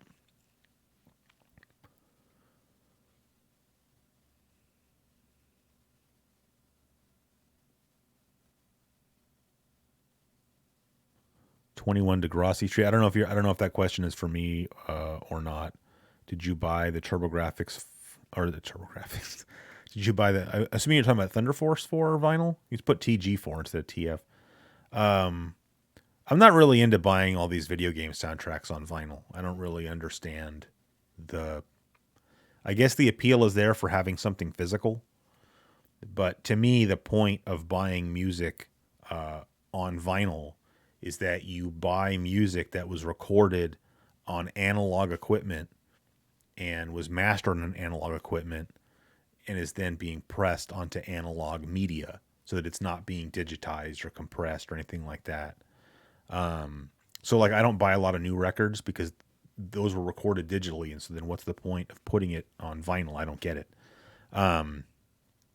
So yeah, I don't. So for buying video game soundtracks on vinyl, I just no, I don't have. I don't have any. I buy older music mostly, like classic rock and stuff like that, on vinyl. Okay, that's about it, I guess. James Green says, I just had the doggy and Doritos salad. I would like to know what that is. We got a question here from Matthew Winstone. Would you ever consider doing a commentary live stream or something of CGQ episodes? The My Life in Gaming guys have started doing something similar, and it's pretty cool to hear the behind the scenes. Yeah, that would be cool. I've thought about doing that. I still can't. People are saying like, oh, I should do like a Blu-ray disc or something. And I mean, would enough people really buy that? I feel like that's something I'd put a bunch of time and money into, and then I don't feel like I would sell enough that it would be worth doing. But yeah, I have thought about doing that somehow, like doing like a director commentary or something. And yeah, if it was priced right, I can't even say because I don't know what it costs. If I wanted to buy 250 Blu-rays or something, I have no idea what that costs. I'm not worried about how much my time costs, obviously, or I wouldn't do my show. But so I can't say like, oh yeah, it'd be like $10 because for all I know, maybe my cost is $10. So I don't really know. But yeah, it would be cool. And then QE says, as for RGT85, I'm sure he's a cool guy or whatever. He rambles, doesn't know the facts. I don't. There's no love lost between me and RGT85. For those of you that have been around for a while, you know about that. I don't know. I don't want to make excuses for other YouTubers, but for guys like him, it's important for him to upload every day. But it's not his channel doesn't make enough money where he could like hire somebody to help him. Normally, if it was like a TV show, you'd have like a whole staff, and there would be people there who would do the research and write the scripts so that when you go in front of the camera, you aren't like saying the wrong thing. And so when you say something like that about Sean, it, to me at least, it speaks to the bigger problem of YouTube, which is you can have a channel as popular as his is, but you can't afford the resources to put out the kind of content that has an audience, you know, that big. Does that make sense? I feel like I just started rambling, but you understand what I'm saying? Like, that's his full-time job, and he's got I don't know how many subs he has, but it's a lot. It's a lot more than me. But you know, he can't. It's not like Linus Tech Tips or something is like a small company now, you know. And so, like I said, I don't want to make excuses for him, because there should be no excuse to, you know, turn on the camera and to say a bunch of factually incorrect things and upload it to YouTube. But at the same time, I understand that the guy, he's trying to do YouTube full time, and because of the types of videos that he makes, they're all very topical, and that makes them time sensitive. And so, like, he has to get a video out like every day, and I'm sure it's probably just him doing it. And so it's just like you end up making mistakes, and you know, that's not cool that he does that. But at the same time, the guy's got to eat, and the guy's got to pay rent, and the guy's got to sleep, right? So you know, like I said, I'm not saying it's not annoying when I see other YouTubers doing that, but at the same time, it's just like, I feel like the whole economics of YouTube is like broken, and I don't really have a solution to propose. Anyway,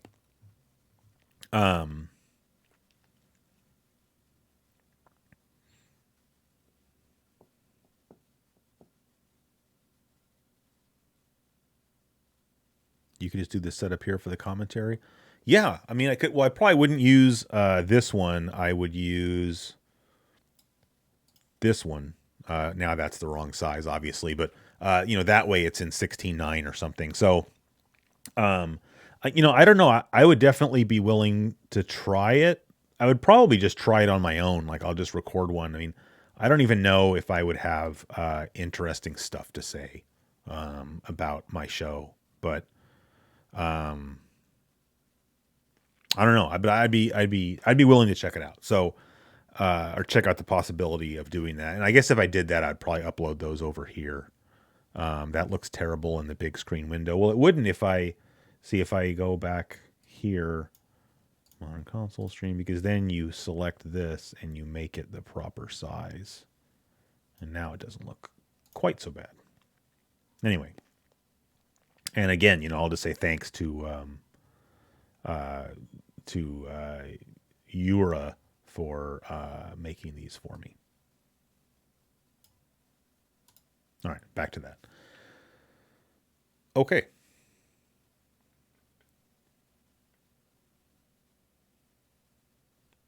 All right.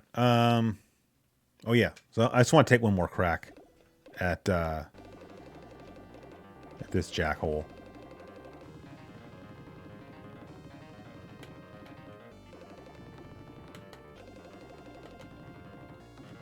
Oh. Did I say one more crack? I meant two more cracks.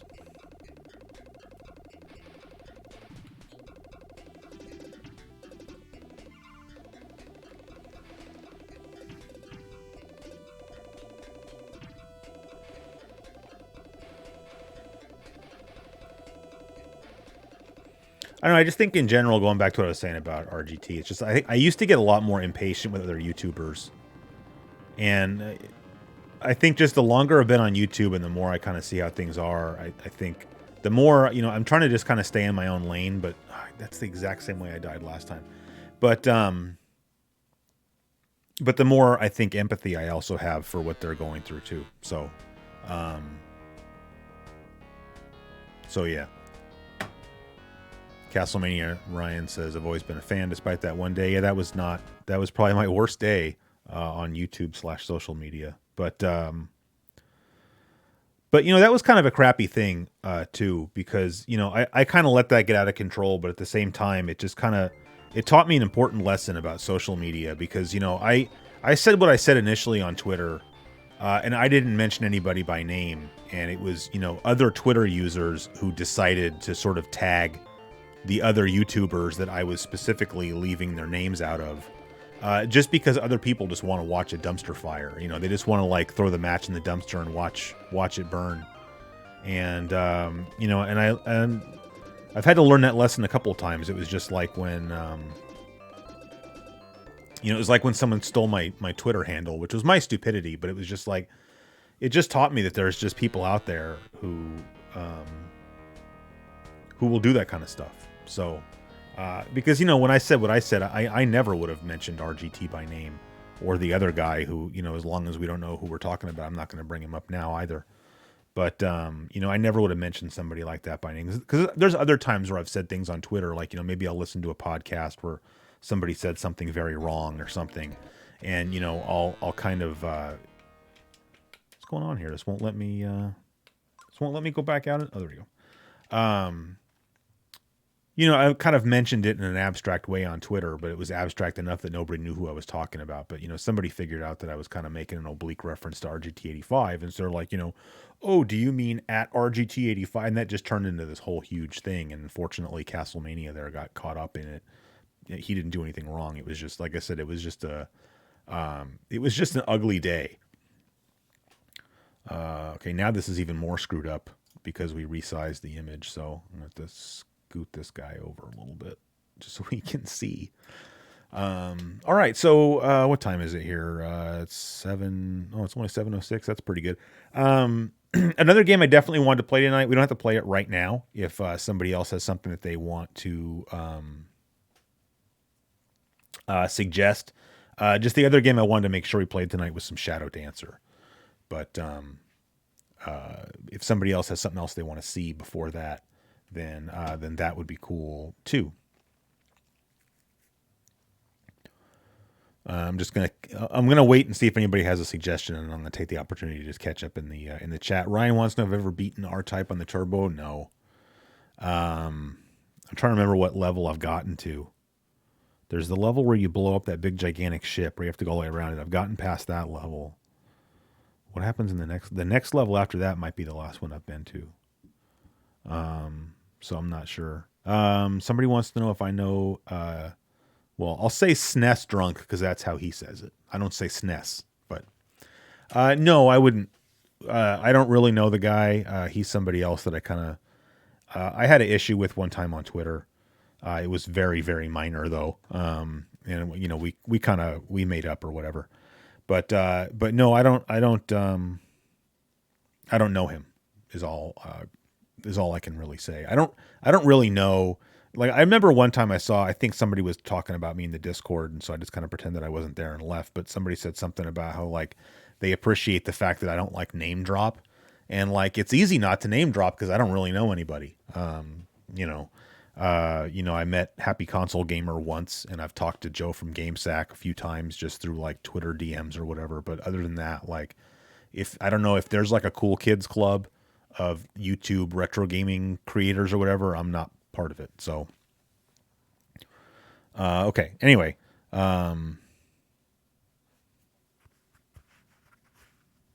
every time I see a Genesis shooter, all I can hear is the classic game room guy. Yeah, you know, it's funny. I had a bunch of people left comments on my video, just because I mentioned CGR in the video, which I thought was cool. I don't even know why I put it in the script. It was just like, to me, when I think of Truxton, it's like Truxton, and, you know, because of Mark.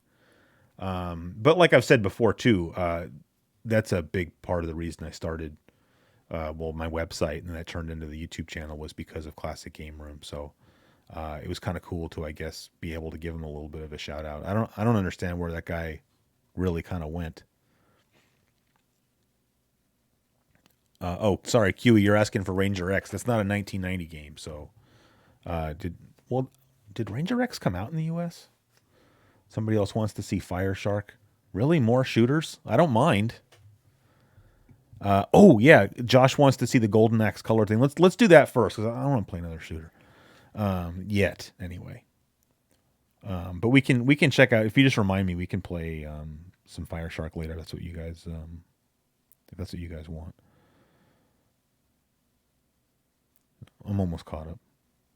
The Portland guys and the East Coast guys seem to have cool kids clubs. Yeah, I think by the Portland guys, he's talking about the Metal Jesus crew, which is mostly in actually Seattle, I think. But But yeah, no, I'm not part of that whole crowd. So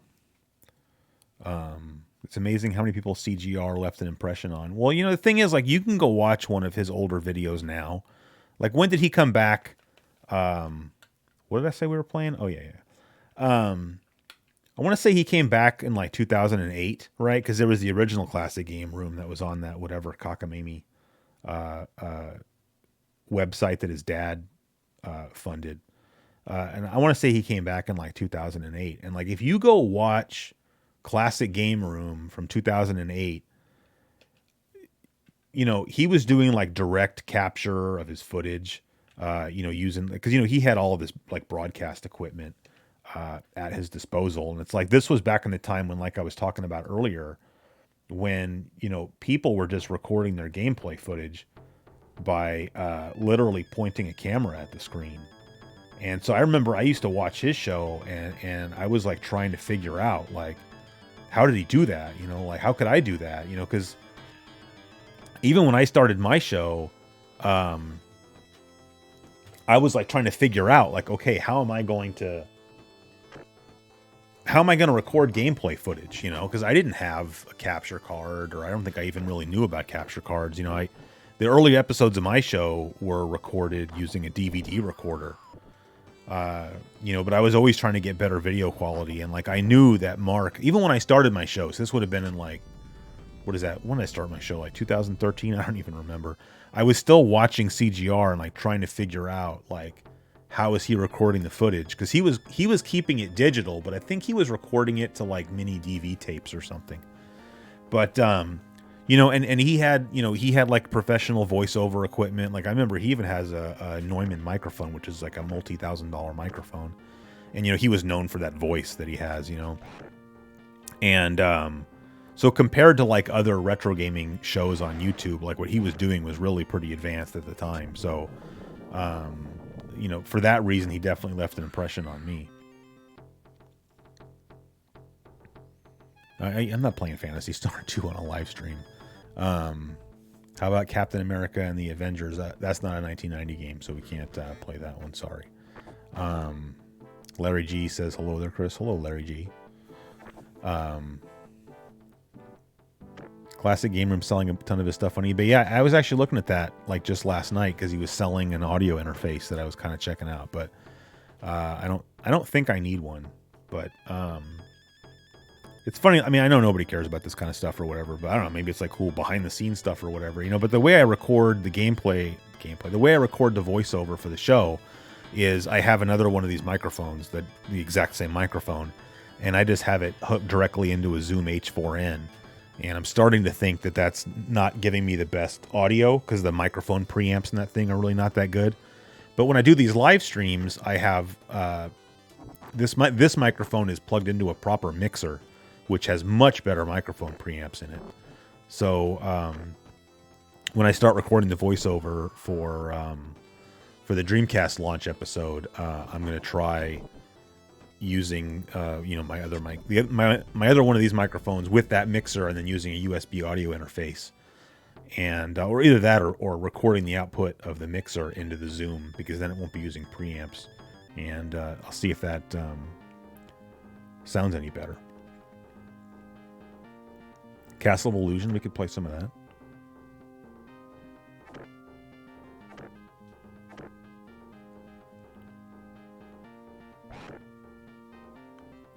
Josh, what are you talking about? When are you asking when Golden Axe came out? I got a little bit lost. Sorry. Oh, Phantasy Star 2, 89. Yeah, no, Phantasy Star 2 came out here in 1990. Oftentimes, the date on title screens for these games, they're Japanese dates. So, because yeah, it did come out in 89. In Japan, Castle of Illusion, like I said, we could play some of that. Taylor, thank you for the free Google buck.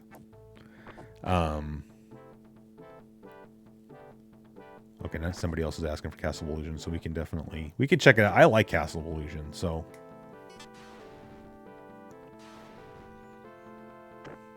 Oh, good, we're caught up. All right, so I don't know. So, Josh, I don't know if you already saw what you wanted to see, but as long as this game's loaded up, we're going to play it a little bit. Well, it's not gold there, so I don't know if it's going to become gold. No, still not gold. You can see the difference, like in the background. The colors are are different, and then like I think Gilius is I don't know whatever you want to call his attire there is that more muted green from the arcade. But yeah, I don't know why, if you were going to do a color restoration of this game, like I don't know why you wouldn't make the axe the proper color.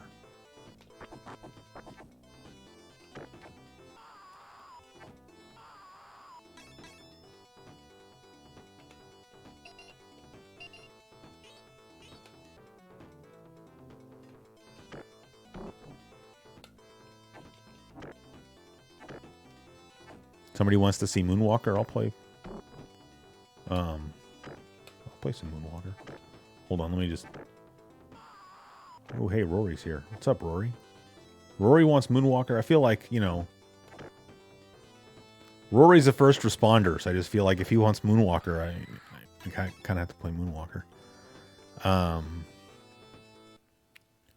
Mark has really shut himself off from the fans unless you pay him. Yeah, I don't know. I don't want to say anything negative about the guy. But yeah, it does kind of like, even if you, I was just looking at his Twitter feed yesterday, actually, just out of curiosity, the Classic Game Room Twitter feed, and it's just like nothing but marketing. You know, I don't know the guy, so I don't know what he's like. Maybe he just doesn't want to deal with people or something, but it did seem it kind of bummed me out a little bit. But as far as him just uploading his content to Amazon, I understand that. You know, the thing is, Mark was on YouTube when you could first monetize your channel, and you know he was popular, and so I could imagine that he was probably raking in quite a bit of money on YouTube. And you know, like I think a lot of us complain about it, but it really is true that the amount of money that you get from ad revenue now is far less than it used to be. Like for the number of views I get on my channel, you know, 6 or 7 years ago, I would have been making easily enough money to quit my job. And now it's just like, it's not beer money. I'm not going to, you know, insult anybody's intelligence by saying that, but it's what I make on YouTube is like not even close to enough money to quit my job, which I don't want to quit my job. So, I mean, I'm fine with it, but I'm saying when you're in a position like he's in, where he had already turned it into his full-time job. And then, you know, as months would go by, he would have to see his ad revenue getting less and less while he's still putting in all this work into the show. You know, I can understand why, you know, he would move to a different platform. As far as, like, I know now he has all these books up on Amazon. You know, I don't really know what those are about, but... But I don't know. Like I said, you know, the guy was a pretty big influence on me, and I wish him nothing but the best. So, I guess he's got to do whatever he's got to do. So,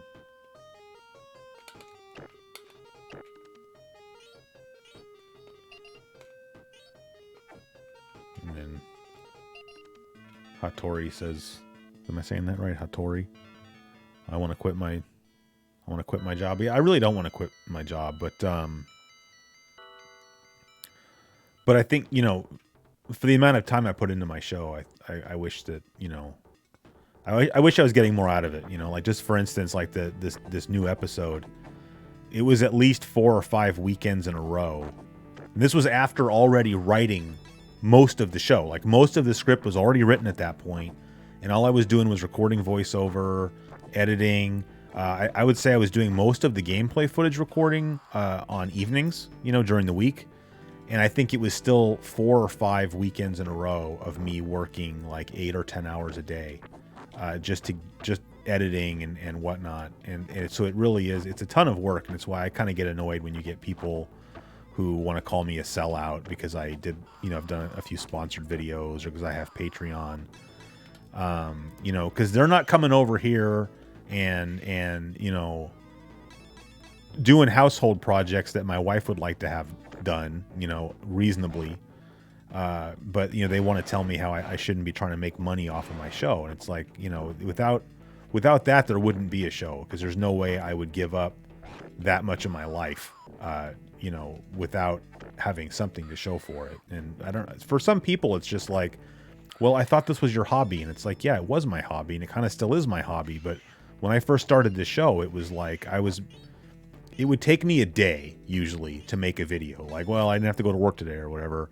And so like I would just kind of sit down and be like, today I'm going to just, make a video where I'm going to record like, or I'm going to review like third-party Genesis controllers or something. And I would literally have the entire episode done like in an afternoon, and I would like upload it, and now we're talking about, videos that take me literally hundreds of hours to make. Maybe somebody who's smarter or is better at, I'm sure it doesn't take GameSack that long to make his videos, or he wouldn't have them out every 2 weeks. But I'm not that smart, and so I'm doing what I can. But and production value has gone way up. Like I said, when Classic Game Room started his show, like what he was doing was kind of groundbreaking, really. As far as the production value went. And now it's like, if you go look at those old videos, like they're like a joke compared to what just guys like me are doing, who, like, I didn't go to film school. Mark went to film school. But now we have all the tools at our disposal to, do things like, record gameplay footage in RGB and have like reasonably priced, professional level editing software. Like I use Final Cut Pro. A lot of guys use Adobe Premiere.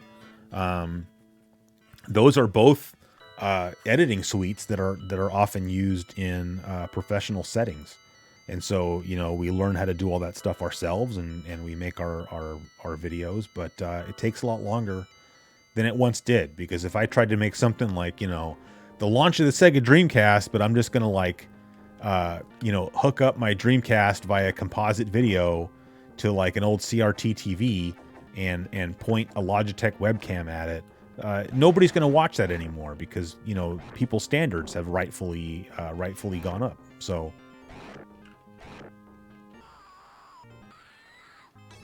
you see like the color schemes of a lot of the bad guys are different and better, like that. Those chicks have like maroon suits on and stuff now.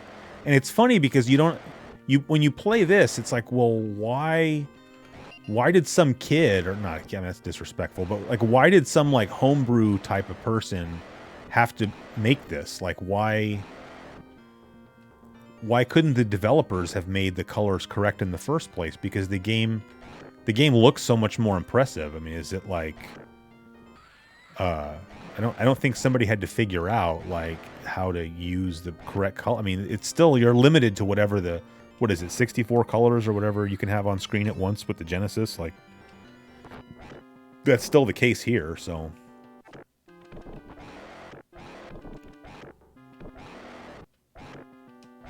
Ooh. Yeah, QE, you're right. He says, CGR didn't adapt, and that's really true. Like, the days of being able to just do single game reviews on YouTube and have that do well, really, I think are largely over.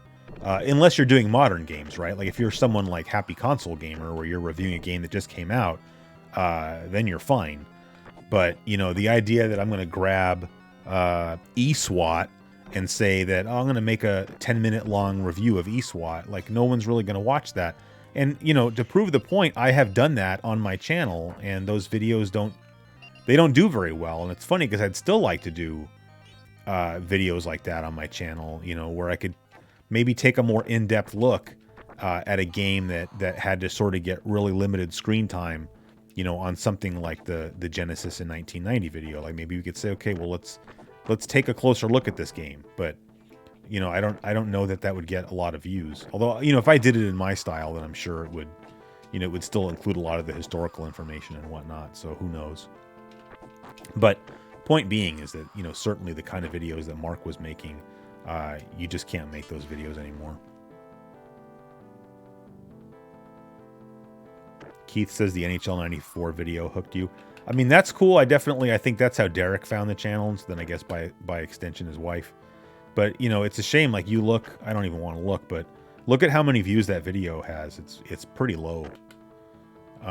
Which is funny because when I made it, I thought like, oh, this video is going to do really well, because when I made that video, the channel was still kind of small.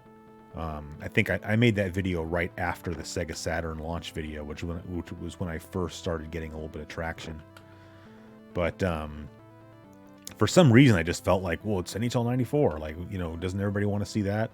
And it turns out not really, but it's a video that I'm very proud of, and so it kind of doesn't bother me that it didn't do that well. Just in general, it's like I kind of quit caring about my subscriber count or like how many views a video gets. Like, I feel like I already, I got my 100,000 subscribers. I'm probably never going to get to 500,000, which is, I don't really care because I never thought I would get to 100.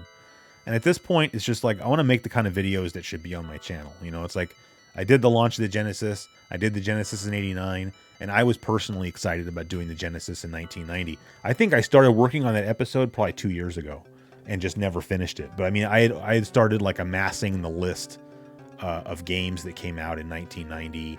I had even talked to Al Nilsson via email. I asked him some questions, which he's very generous with his time in general.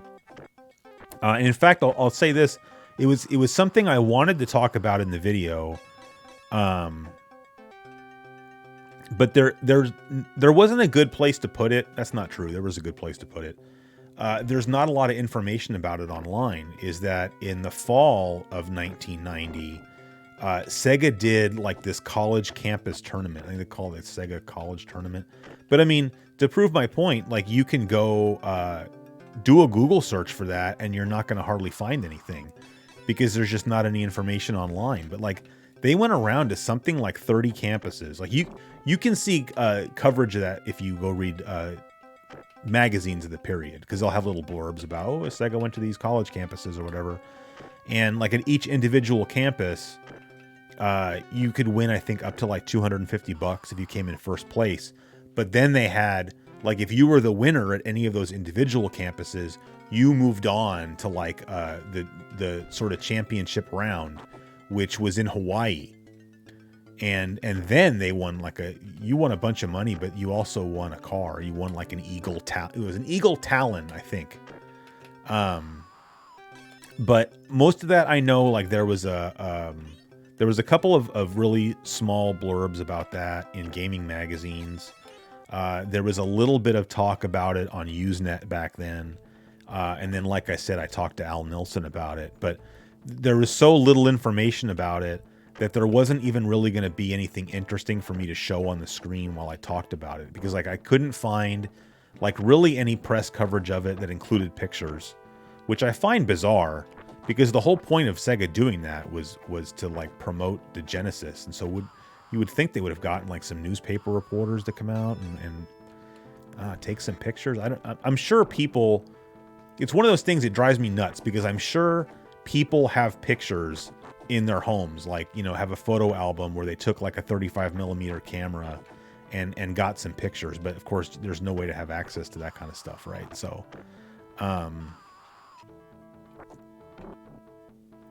So I ended up, originally it was going to get covered in the episode, and there was just no way to put it in there. But that's what I had talked to Al about via email, because he did send me one picture, because he still has a T-shirt from that, because they gave out T-shirts, I think, to maybe not all of the entrants, but I think if you won like first, second, or third place, you got a T-shirt. But other than that, I think I had that picture of that T-shirt. I found a picture of the exact car, I'm saying the same model of car. It was like a 1990 Eagle Talon or something. And so I got a nice picture of that, like from an old Car and Driver or something. And then I had like the screenshot of like, literally it was a paragraph in one of the gaming magazines. And that's just not enough to put on the screen and show. So,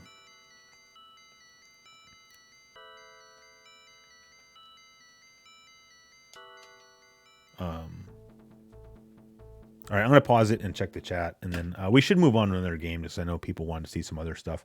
Like Moonwalker, we could definitely play. But I just want to check and see what, I think I missed a bunch of stuff.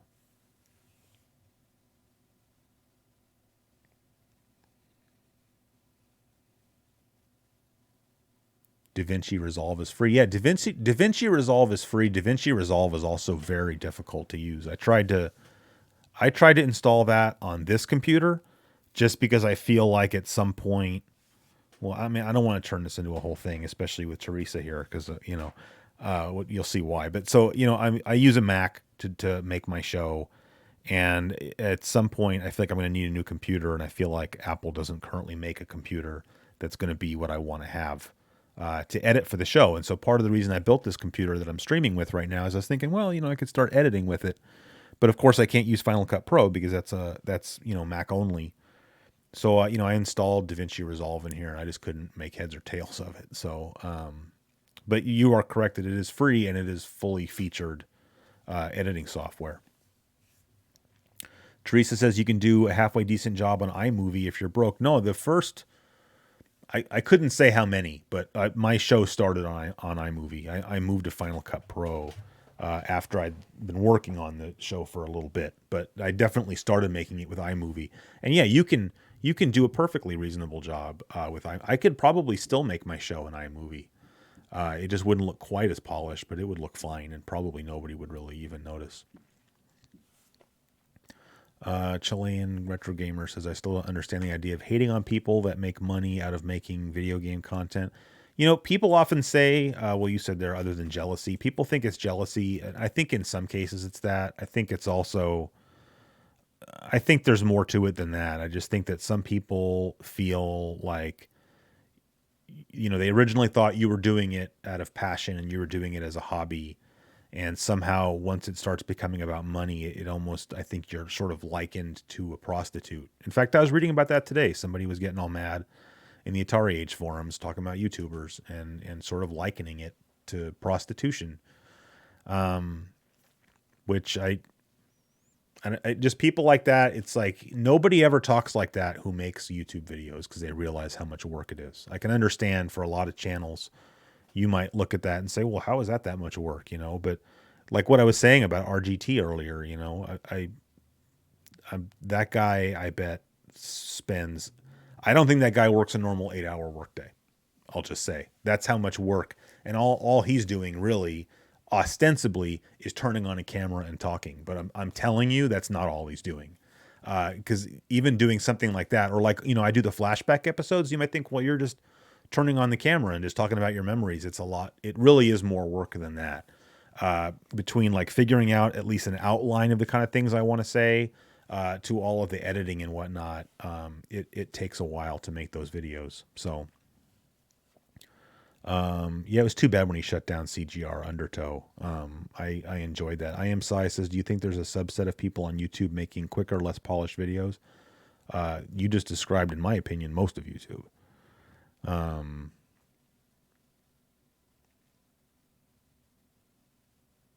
Didn't CGR end up selling t-shirts? Yeah, but I sell t-shirts too. Most people I think do.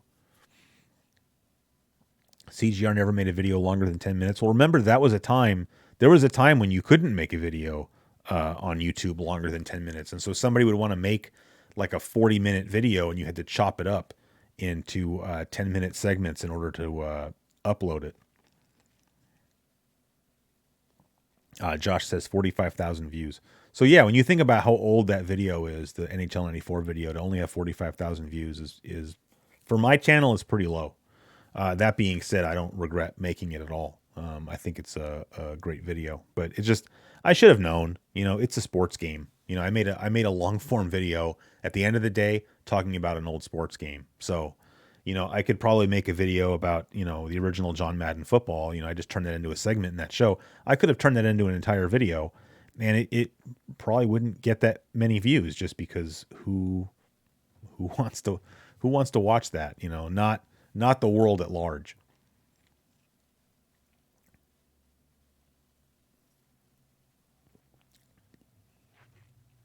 Hey, Pedro's here from Chile. What's up, man?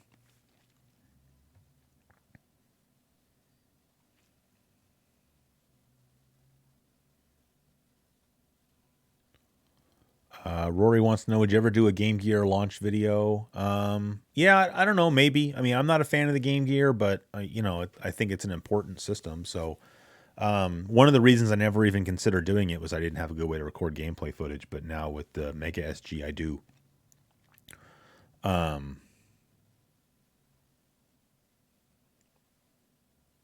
Sorry, it jumped ahead on me. Not hard to blow up more. Start making more Nintendo videos. Yeah, I mean it's true, but it's not.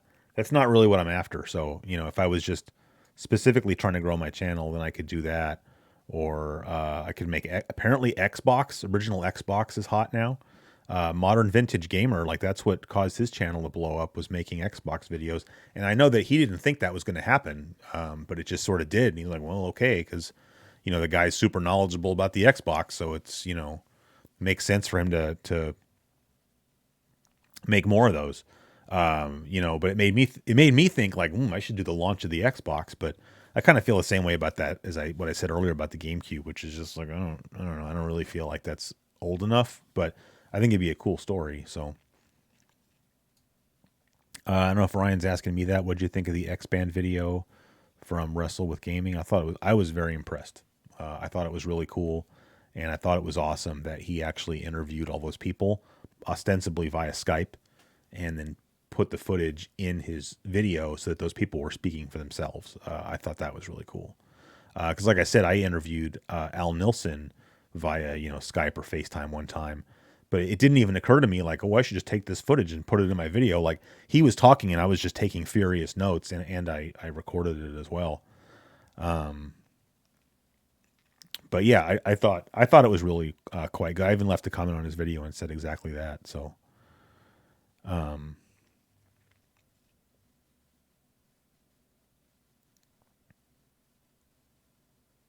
Streets of Rage 1, 1990. I think in Japan it's probably 1990. Here it's 1992.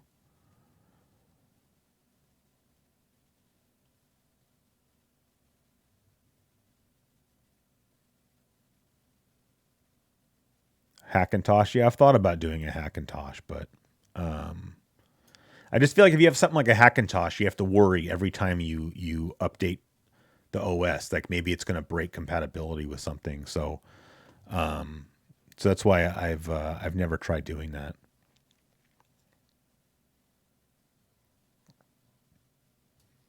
And Jameson says you can liken any job to prostitution. Yeah, at the end of the day, any job you do, you are selling your time to somebody else.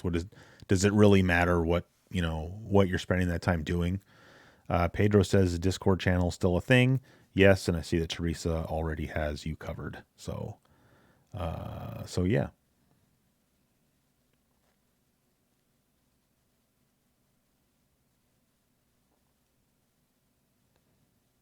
Yeah, I don't think I got. I think I dropped the ball on that. I have the magnets now, but I don't think I put them up on the in the shop yet. I have magnets that they're literally the exact same as the stickers. They're the exact same size, the exact same everything. And I think I forgot to add them to the store. So I guess I should. Slippery Pete says, did you learn video production by just experience or just formal training? No, I would completely just by experience. I started off when I first started the show, I had a little Mac Mini. That was like my first Macintosh I ever bought. I got this little Mac Mini and it had iMovie on it. And so I started using that to make the show. And I got to a point where I felt like iMovie didn't have some of the features I wanted. And so I installed Final Cut Pro. And the nice thing is that if you've already used iMovie, Final Cut Pro doesn't feel totally foreign to you.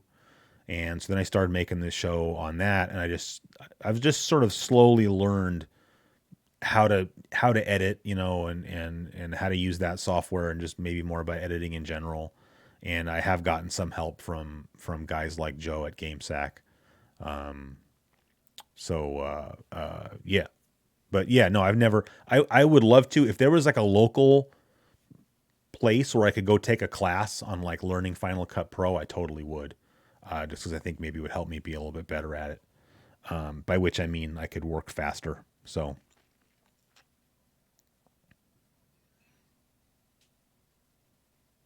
right, I think I'm actually caught up finally. Yeah.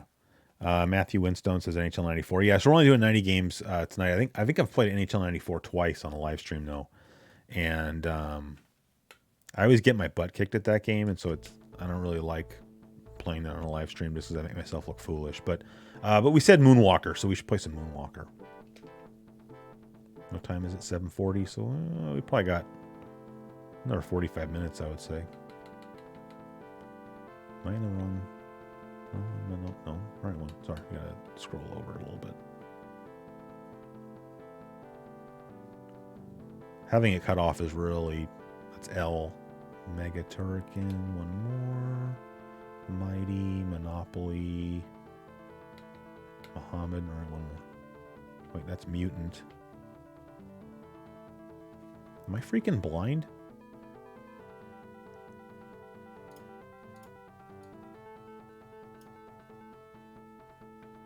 Oh, because it's Michael Jackson's Moonwalker. It's up there. There it is. All right. See, I hate moving this thing during a live stream because I feel like it's breaking the fourth wall. Oh, yeah.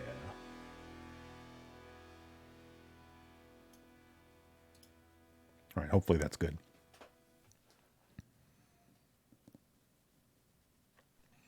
Yeah, no, you're right. Dreamcast was the same generation as those other consoles. It's just people, I think people keep asking like over and over and over again for me to do the launch of the Dreamcast. And I just kind of finally relented and said, okay.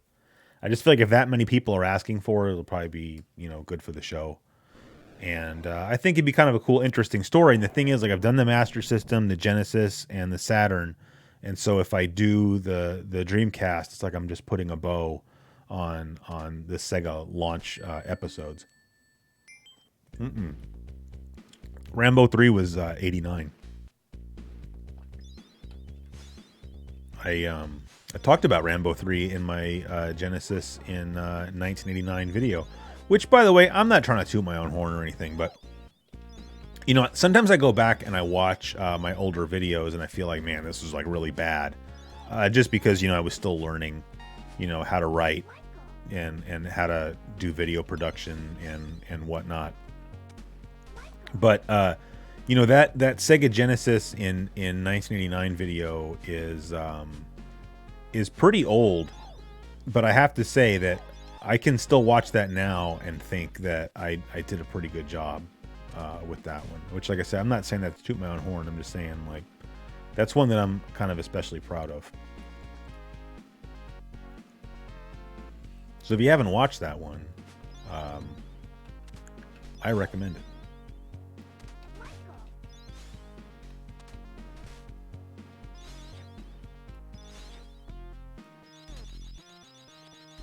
Get this guy with some glitter right in his groin. All right, now we get Bubbles. See, Bubbles is helpful, because Bubbles is telling you where to go. Is this gonna lower or no? I don't remember.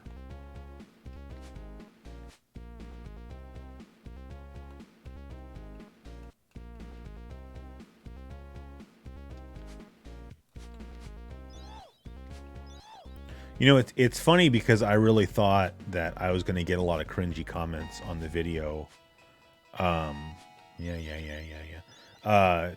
Just because of the Michael Jackson thing. And I'm very surprised to see that I haven't gotten a single one, because it's like, okay, yeah, he's saving kids, whatever. Like, I don't, and that's, when I wrote the episode, I kind of said what I said about, like, subsequent events aside, he was one of the biggest stars of the 80s, because I just figured, people were going to make, comments like, oh, he's a pedophile, which, is he, isn't he? I don't know. Maybe he is.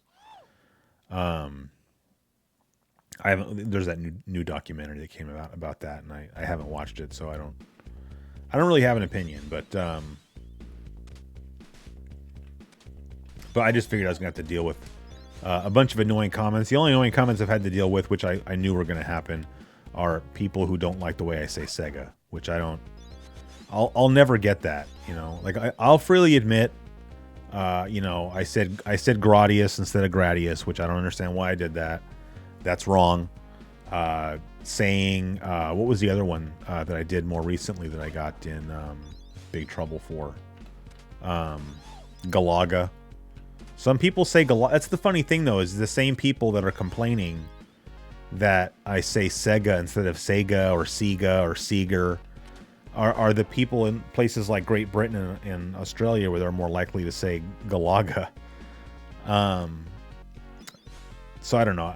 I saw those comments coming and I just kind of don't care, just because I just knew, it's one of those words. Like I never thought that anybody said it any other way until I started doing YouTube, and like people are like, oh, why are you saying Sega like that? I'm like, what are you talking about? Because everybody I knew, we all said Sega. Like the Sega Scream says Sega, Sagata Sanshiro says Sega, not Sega. But I think it's just kind of maybe a regional thing that some people say Sega.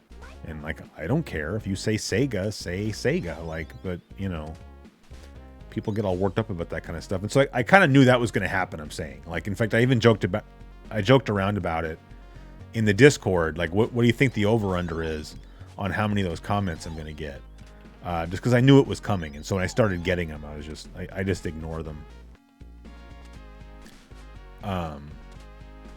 But outside of that, I think I had like someone took issue with the fact that I said that Thunder Force 3 is hard, because it's like, oh, it's one of the easiest games in the system. And it's like, put your e-peen away. But yeah, for the most part, I have to say that there have been far fewer trolly comments than usual, because I don't think I did anything in this video that was like an outright mistake.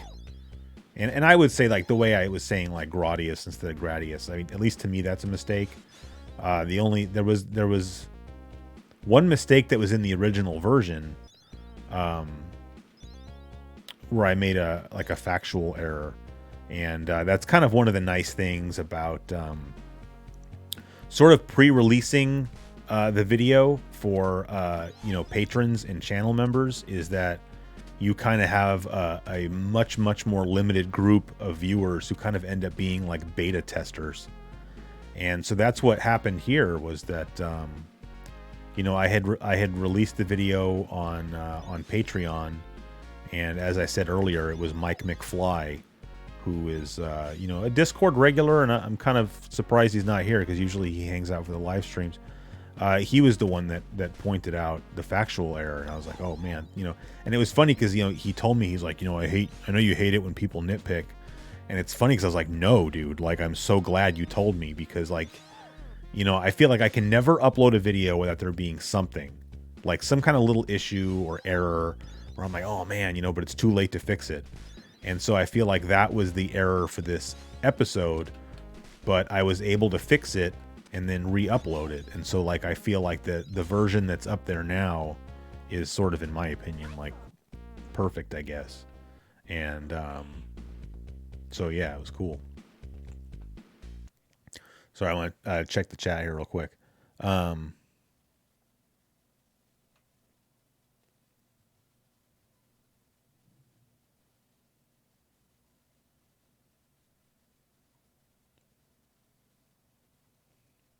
You say Sega the correct way. Well, I mean, that's what I say. But like I said, I'm not saying there's an incorrect way. It's just like, if somebody wants to say Sega or whatever, then like, I can't imagine watching a YouTube video and somebody says Sega, and that even hitting my radar of like, oh, why does that person say Sega instead of Sega? Like, who cares? People get worked up over just the weirdest things. Joe Bell has a super hot take incoming. Both Galaga and Galag. Well, how do you say it? It's a stupid word. Well, that's kind of true. It's funny. I think we talked about this before in a live stream, but it's actually Galaga is the correct way according to the developer, because it's Galaxian, Galaga. But nobody says Galaga, really, or very few people do. Like, it's funny. I did a lot of research before that episode, and it was a conscious decision. I'm like, I'm going with Galaga. It's not like the Gradius thing where I just don't know. I don't know what was wrong with me that day, because I always say Gradius. But it was one of those things where I just figured it doesn't matter how I pronounce Galaga, because I always say Galaga. My whole life I've said Galaga, but I did the research, and I'm like, I want to try to say this the right way so that I feel like, I did it factually correctly. But it was one of those things where it wasn't going to matter how I said it, people were going to have a problem with it because there's too many different ways that people say it. So the Sega guy from Console Wars always says Sega, and it bothers me. I don't know. It just, maybe that's where he's from. Like I said, I don't really care. So, and then somebody says, Jameson says, I say Sega because of the game intros. See, I never heard that. Like, to me, I don't hear Sega when the Sonic game starts up. But it's so subtle,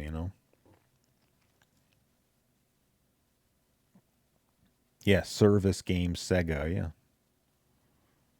You didn't know Sega can be pronounced multiple ways? Like, yeah, start a YouTube channel and say anything, and you will find out that there is a subsection of the population that thinks that you're saying it incorrectly. So, anyone up for some hard driving next? No. Yeah, right. Say Herzog 2. That's right. Because, when I was recording the gameplay footage, that's a good example. When I was recording the gameplay footage for that, I don't know how to play Herzog 2. I've had that game for a long time, and I'm always just like, I can't figure this game out. I didn't know what kind of game it was, really. I'm like, I don't know what I'm doing. And so I never really played it that much because I couldn't figure it out. But then I was like, well, I got to record gameplay footage for this game, so I have to figure it out. And so I watched, there's some guy who has like a tutorial video on how to play Herzog 2. And the whole time he's saying like Herzog Sway. And I'm watching it and I'm like, I knew he was saying it wrong, right? But it's a German word. You can't expect people to know how to say Herzog 2, right? But my point is, like, it didn't bother me. It's like he's saying Herzog Sway, or whatever he says, Herzog Sway. I'm like, who cares, And yeah, the Jerpka thing, it's funny because somebody said that, I think I don't even remember which episode it was, but I talked about JRPG and I said something about it being an acronym. And someone left a comment and said, that's not an acronym, that's an initialization, which is true. An acronym is something you can say. And so my response to him was I just said Jerpka, and I didn't get a reply. I was just trying to mess with him because he's right. See, I like it. When people say things like that, I like that because I'd never really thought about that, and I would have continued to incorrectly say acronym when I meant initialization. So I appreciated that the person said that. And like another example of that ended up in this video was isometric versus oblique point of view, or whatever you want to say, like elevation. And that was in the Genesis in 1989 video, because I said that Rambo 3 was isometric, and it's not. It's oblique. And the person said that. The person said that's actually not. But see, the important thing is that the person was not like a D-bag about it. They were just like, well, just so you know, and then they even put in like a Wikipedia link. And I was like, whoa, I never knew this. And so I was reading this Wikipedia article, and it's like showing all these different perspectives. And it's like, this is this, and this is this. And I like that because, like, okay, now I get to sound smart because now I'm going to say oblique when it's oblique instead of calling it isometric and being wrong. So yeah. The G in Galaga is actually pronounced like a J. Yeah, I don't think that's true. But if you say Galaxian like galaxy, how would you... Galaxian? It's Galaxian, right? It's Galaxian and Galaga. Damn it. Should have said Galaga and then just fought people. Like Bithead says, come down to my house and tell me that. Oh, yeah, that's another good example. Jalico. Because I didn't know how to say I used to say like Jailco, I used to say Jalico. But it's Jalico. Because I did a video talking about... I don't even remember what game that was. It was like my third video ever.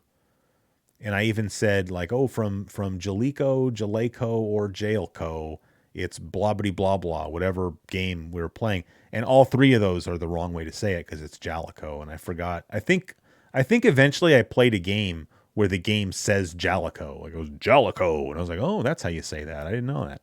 And so now I know how to say it. Jalico. Last Gamer calls it a Sega. Yeah, that's how they say it down there, because he's like, he's in Australia, right? Like that's normal down there. So for his little area of the world, he's saying it correctly. Smat. People say that. People say Mario Bros. Yeah, it's Mario Brothers. Although again, if somebody said to me like, "Hey, let's go play some Super Mario Bros." Okay, let's go play some. Like not going to be like, oh, it's brothers, you know? If someone's saying Smash Bros like that, I'm not surprised that somebody would say that. But again, it's like, it doesn't bother me. I like the Moonwalker. It's crazy how the Moonwalker arcade version is so much different. I remember the first time I ever played, I can be playing while I'm talking, right? Tengen or Tengen. It's Tengen, right? Somebody left a comment about that in one of my videos too, and I think it's Tengen. Tengen. That's what I say on the show, Tengen. So hopefully I'm not saying it wrong. But yeah, come down to my house and say it to my face. I'll make a man out of you. Yeah, exactly. Except I don't want somebody coming down to my house. So yeah. I'm trying to go up, Bubbles. So this is a friend that I haven't talked about on the show yet, but I will when I say the show. Sorry, on Flashback. Well, no, I think I mentioned him once, but like when I was going to like community college, my best friend was this guy named Fabian.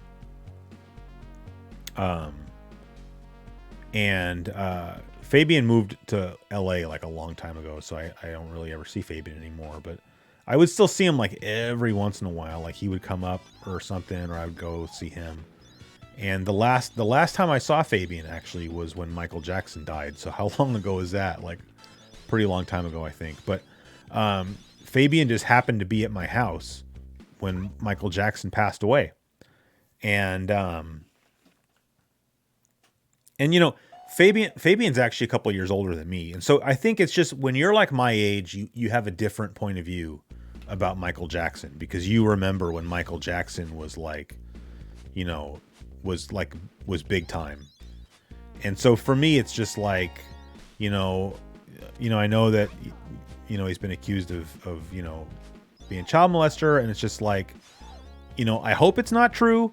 Maybe it's true. I'm not trying to say that, you know, there's not legitimacy to whatever, you know, but it's just like, it's just more of a bummer, right? It's like people want to make their jokes about this or that. But to me, it's like the same thing with Bill Cosby, right? Like Bill Cosby's in jail for being a rapist. And it's just like, it's sad because like when I was growing up, Bill Cosby was like America's dad, right? And so it's just like, it makes you sad when somebody that you held in high esteem turns out to, you know, maybe not be as good of a person as everybody assumed that they were. So my point in saying that is just that, you know, we were both pretty bummed out when Michael Jackson passed away, because like, you know, we remember when, you know, we remember Thriller, man.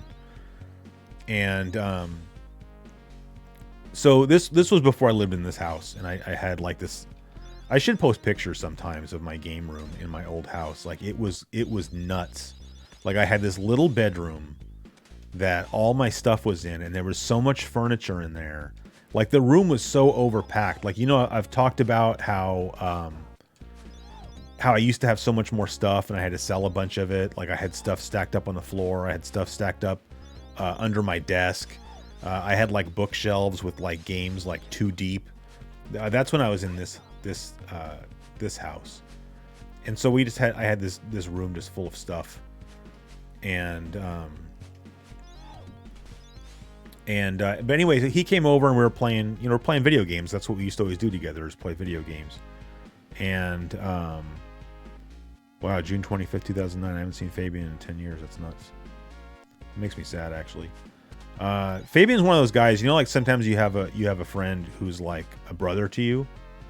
Like the two friends that I've only really had two friends in my life where I would say that. And one was Stuart, who we just started talking about on Flashback. And the other one was Fabian. Like Fabian, like, you know, another 20 years could go by and Fabian could call me up and need something, and I wouldn't even think about it, you know, because to me, as far as I'm concerned, that guy's like my brother. So it makes me sad that I haven't seen him. It's funny, I actually texted him a while back and I didn't get a reply, and it makes me worried that he changed his phone number, so now I don't have a way to get in contact with him. But anyway, so he was up at my house visiting. And, you know, my wife was like in the living room watching TV, and, I forgot, how do you open these things? You know, and the news came that Michael Jackson, had passed away, which is funny. 'Cause, you know, I was also with Fabian when Princess Diana died. Like, you know, me and Fabian were out doing whatever, like monkeying around, and we went back to his house, and his mom was watching the news, and, you know, it said that you know, Princess Diana had passed away. So I get hanging out with Fabian. People die when you hang out with Fabian. But I just remember that it just I still have it, but I have like the special edition CD of Thriller, and I remember that, you know, because we were just kind of bummed out about him dying or whatever, it made us want to listen to Thriller, and so I put it on. But in my room, my game room or whatever, I didn't really have a proper like stereo or anything like that, and so I threw my Thriller CD into my Sega Saturn, and we listened to it that way. Like, I just had the Saturn hooked up to some like not bookshelf speakers, but like computer speakers, and we listened to that CD like over and over and over again until he left. In fact, it's like when I hear you know, PYT, you know, Pretty Young Things. Like, when I hear that song now, the first thing I think of is Fabian when he came to visit. Because, like, he even took the train to get up here. I had to go pick him up at the Amtrak station. And, but yeah, anyway, so the whole point of that story was just, sometime right after he passed away, I went to the arcade that they used to have on my college campus, which is where I work also, but was also where I went to college. But they used to have an arcade, like most universities used to have. Like, it was common that they would have a arcade in a bowling alley, and we used to have that. What am I not? Did I not open some doors or something? Are we still looking for a girl? I'm going back and forth now, but we got to get this stairway to drop. Anyway, I go into this arcade right after Michael Jackson passed away, and it's like somehow the guy that ran the arcade either bought a bootleg Michael Jackson's Moonwalker arcade board, or he made it.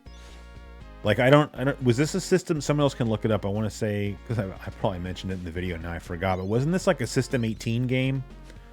So it might have been that they had a different System 18 board, and they stuck Moonwalker in there.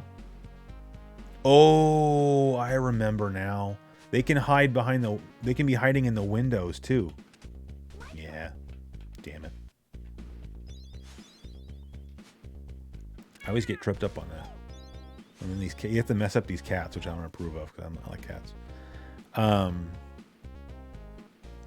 that was the first time I'd ever played the arcade version of Michael Jackson's Moonwalker, and I remember just thinking, like, wow, this is completely different than the Genesis game. But yeah, it's funny, like, just going back to Fabian, like, I can't wait to talk about him more on Flashback. You know, he was with me when I got my PlayStation, and a lot of my memories of the early PlayStation are kind of tied up with him. Like, I mentioned him briefly in the PlayStation collection video, because he was the guy that I bought that copy of crap, what was that game?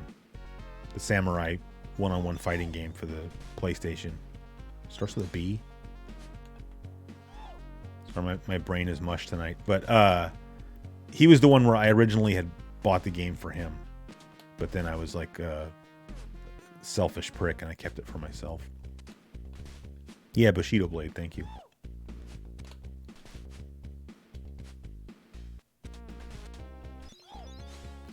No, it wasn't MAME. Like, because I think I remember talking to the guy, and I want to say that he said he burned the EPROMs. So they might have had, I don't know, like, what kind of, you know, collection of games they had in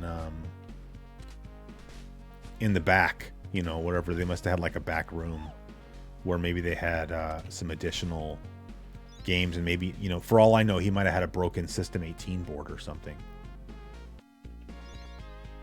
So I know we're pacing back and forth, but I think there's like one more girl we have to find. So I obviously just missed one somewhere. goodness. Sorry, I'm gonna check the chat here real quick here. So.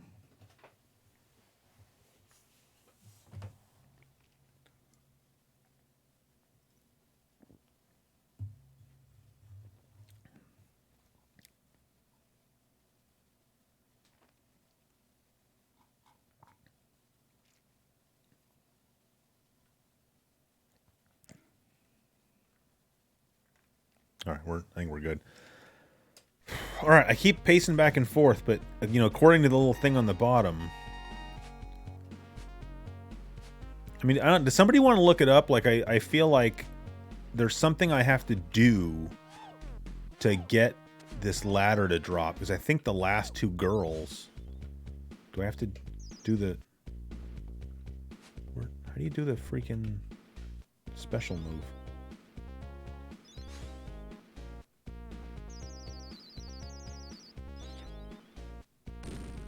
Ooh, that was cool.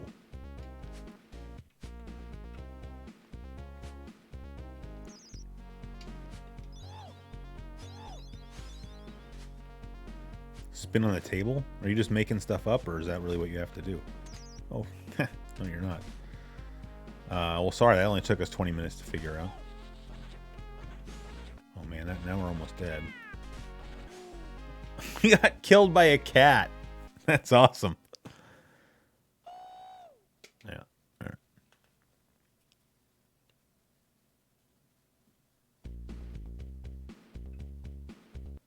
All right. Ryan's taking off. See you later, Ryan. Josh says, what would you give this game on a scale of 1 to 10?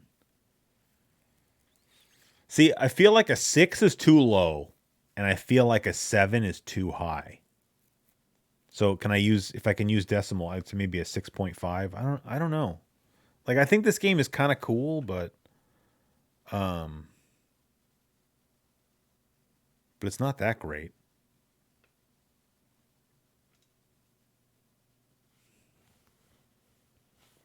Just say 6. I don't know. I guess it is about a. Okay, because here's the thing, right? Like, take Michael Jackson out of this game, right? You're just some random dude, like, you know, going around saving kids. Like, this game wouldn't be that good, right? Like, the Michael Jackson tie-in is kind of like what makes this game noteworthy. So I think that kind of means you have to kind of ding it a little bit.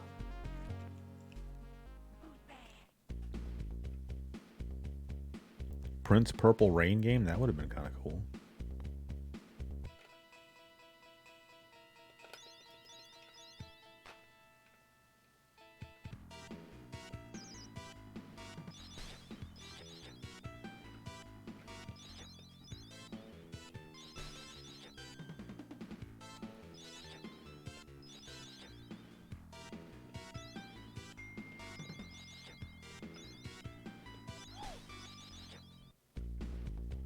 All right, there we go. Well, hold on. I think I got a text from my wife here. This might be important. Oh crap! I got 2 texts. Things are getting serious. Oh yeah, this is important. She's at Trader Joe's. I gotta tell her what to buy. Didn't we say we were gonna play something else? Sorry, I know this is kind of tacky doing this, but let me see this. I grab.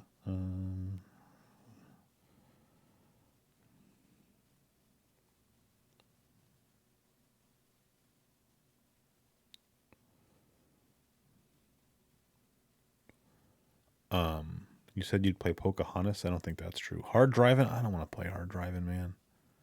Orange chicken. I try not to eat Chinese food just because I kind of like it too much. But I could have sworn there was something else we said we were going to play. Yeah, I'm not saying Moonwalker's not a solid side scroller. I mean, a 6 or a 7 out of 10 is above average. Like I'm talking 5 being like average.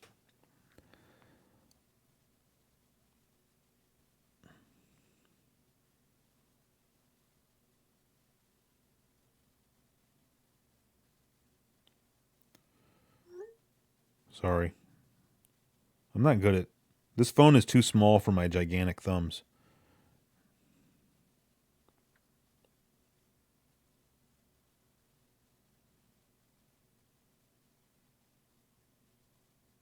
All right, and just to warn you, she's probably gonna reply. So, well, pretty much any candy from Trader Joe's is pretty good, but that does include the peanut butter cups. Man, some chocolate sounds so good right now. Oh yeah, right. We were gonna play Shadow Dancer. Damn it. Let's do that right now. The fingers you have used to dial are too fat. Simpsons reference, right? All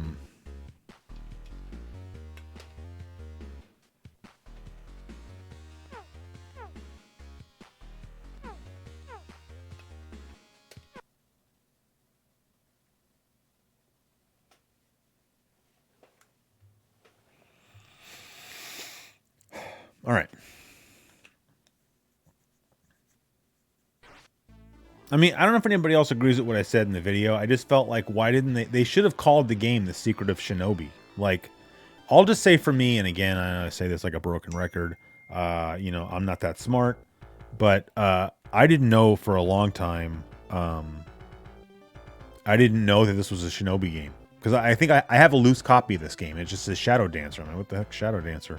And I think that for a long time, I didn't play it.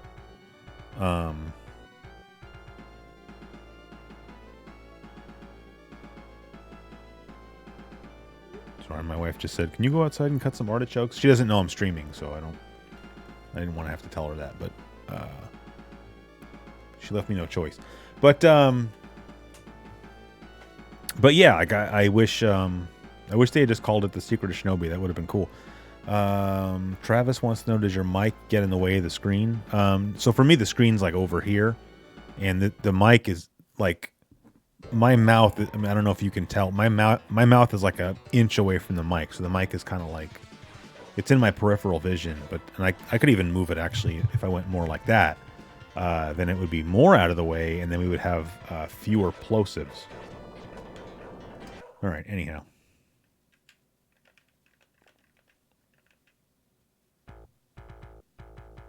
Yeah, it's too bad if there was some way for me to just take the the camera, I could go outside and we could go check out the chickens, and we could go cut some artichokes together.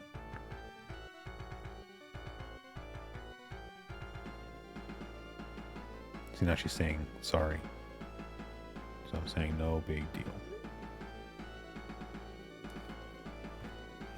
But we're just going to play a few minutes of this, though, and I really should get going, though, because I think she kind of probably wants me to go start. We have an artichoke bush out in the front yard, and like, I don't know why, I always thought that why won't let me start the freaking game?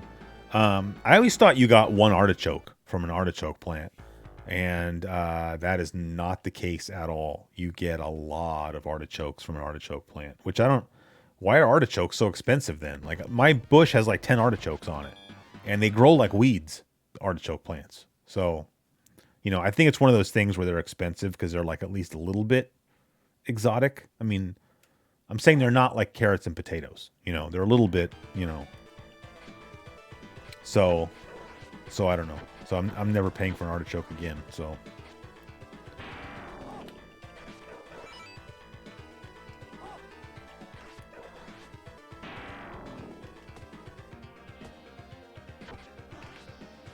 So, I mean, like I said in the video, really my only complaint with this game is that I feel like often you have to memorize the levels by just dying a lot. But also, like I said, this game really gives you a lot of extra lives. Like, you find extra lives, but then like if you get like a perfect performance on the bonus stage, you get 3 extra lives, and it's actually pretty easy to get a perfect performance. You just basically stick to one side against the wall, and you just like hammer the attack button, and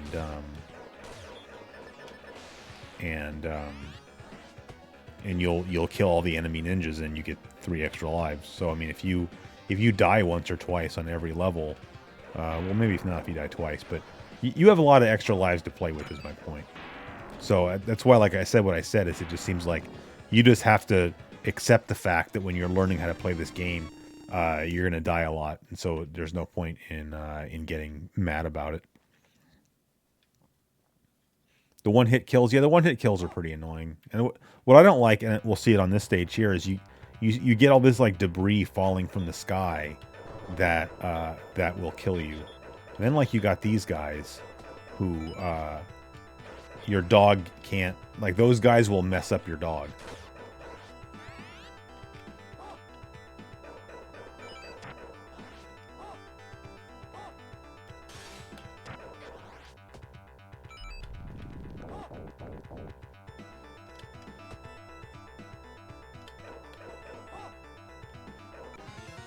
See, and then this guy, that's just like you have to memorize it. That guy throws his little thing low instead of high, which I guess makes him even harder. It's easier to probably to skip him instead of even trying to mess with him.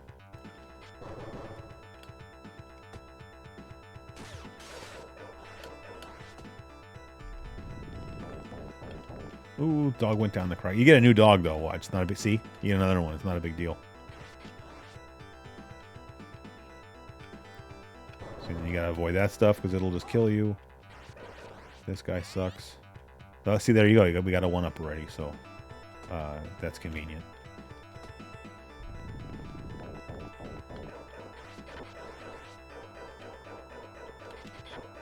There we go.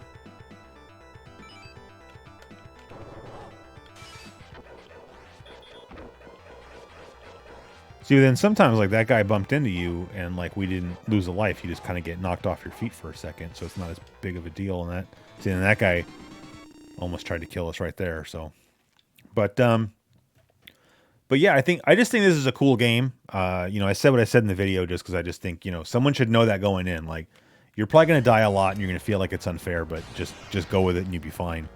But it's just like you don't really ever hear people talk about this game like they do with Revenge of Shinobi. Oh, we should use our special attack, eh?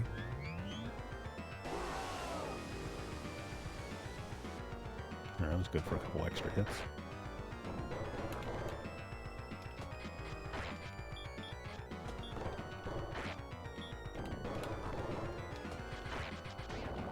There you go. And the other thing I noticed, for the most part in this game, I feel like the bosses aren't that hard. The chick at the top of the Statue of Liberty, she's a little bit of a pill. But at least for here, watch. Well, now I'll probably look like a dope and not be able to do it. But see, you stay against one wall, and then I'm just like hammering the B button.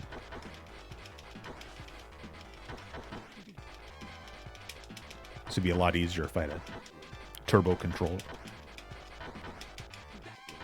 See, we screwed up. My hand's getting tired. But you can imagine if you had a turbo controller, this would be like super easy because you just hold down the button.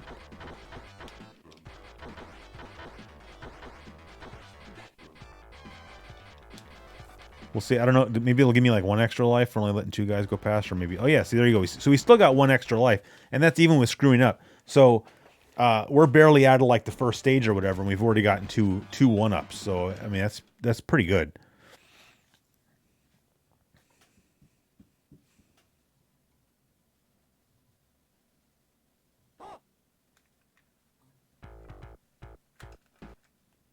Should do a CGQ Plus Gardening Edition crossover. Well, my wife's the green thumb in the family, not me, so I don't.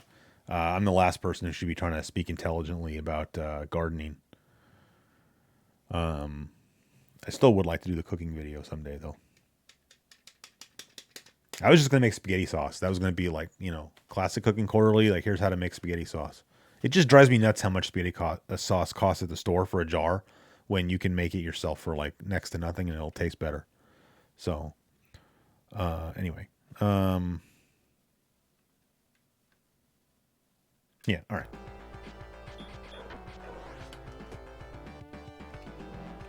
And I also, I guess the other thing I would say about this game that I mentioned in the video,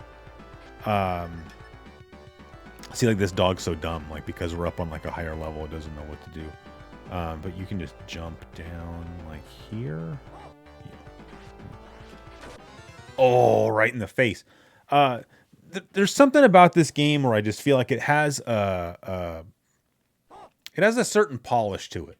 That, you know, to me, I think part of the reason that I like the early Genesis is it was rough around the edges, but in a way that, at least for me, just kind of just makes it like endearing. Let's see what this guy's doing here. There we go, got him. Damn it. It just kind of makes it endearing, but I feel like with a game like this, you're starting to see the Genesis sort of get that polish to it that became a lot more commonplace in 1991. Although, you know what's funny is, to me, like, Streets of Rage feels a lot more like an early release on the Genesis. Like, I was surprised when I first learned when Streets of Rage came out, the first Streets of Rage, because it was very close to when Sonic the Hedgehog came out. Because if you play both games, Sonic the Hedgehog feels like a much later release than Streets of Rage does. And so, you know, before I started my show and got more into like learning all this kind of stuff, I just always assumed that, you know, Streets of Rage was sort of an early release. And I would have thought that Streets of Rage 2 would have come out at around the same time as a game like Sonic the Hedgehog. But that's not the case. So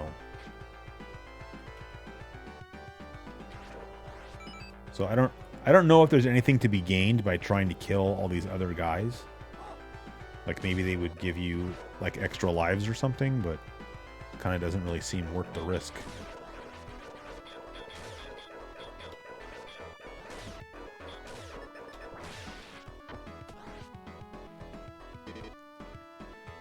Oh, yeah, we gotta save one more person. But I mean, it's cool. You see all the parallax scrolling on the water in the background, and the cityscape back there. I mean, it's pretty darn cool. If I jump down right in between these guys, think I'll get killed? Oh, look at that. Of course, that wasn't where the guy was, but that was still pretty badass. Who are we missing? Oh, right there. Oh, this guy's going to be a pill. Nice. All right. Now we're out of here. Ooh, we got a power up, too. Look at that.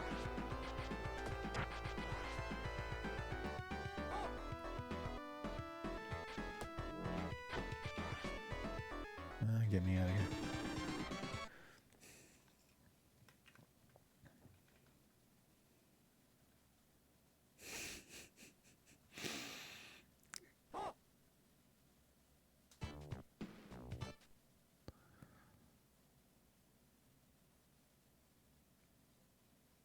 Oh yeah, Jameson says you played Sonic the Hedgehog on the Genesis Classics. Yeah, I wanted to get that, you know, and then it's too bad that it has the awful input lag. I didn't really have a problem, though, I would say, when I played that game on the PS4. Remember, I did the live stream of that, but it was over on the other channel. But, you know, normally I would have picked it up for the Switch, but just based on what everybody is saying about the input lag, you know, I didn't want to take the risk, you know.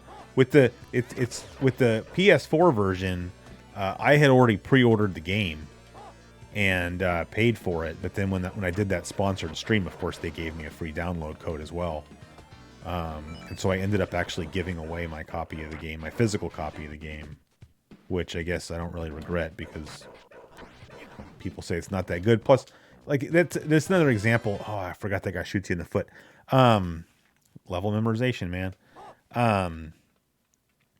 You know, I would never play that game anyway. At least on the Switch, it's like, well, then now you have, like, you know, all these games that you can play, like, on kind of like a handheld, you know, if you're using the Switch in, like, handheld mode or whatever. But,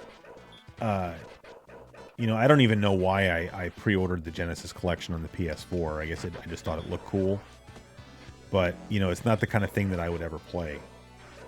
Just because why would I play that instead of just playing on a Genesis or playing this? Like, you know, like I pre-ordered the Genesis Classic Mini or whatever. But, I mean, to be really honest, I mean, like, I pre-ordered that just so I can play it with you guys on a live stream. And after that, I don't know, like, why I would want it anymore. Just because I'll never play it. I mean, I have my NES Classic and my SNES Classic. And really the main reason that I keep those is because they, were both gifts from viewers. And because I have the Famicom Classic or whatever, and they have an NES Classic and a Super Nintendo Classic, and those were all gifts. So, I'm not going to get rid of something that, oh, I hate this guy. I'm not going to get rid of something that one of you guys sent me. So, but otherwise, I would have probably sold them or given them away. Just because I don't really ever play them because I don't have the need. But I understand that they fill a niche. Sit on a shelf and admire it. Yeah, it's funny because mine, that does seem like the kind of thing that people would put on a shelf. Mine are in a pile in my closet, in my game room or whatever.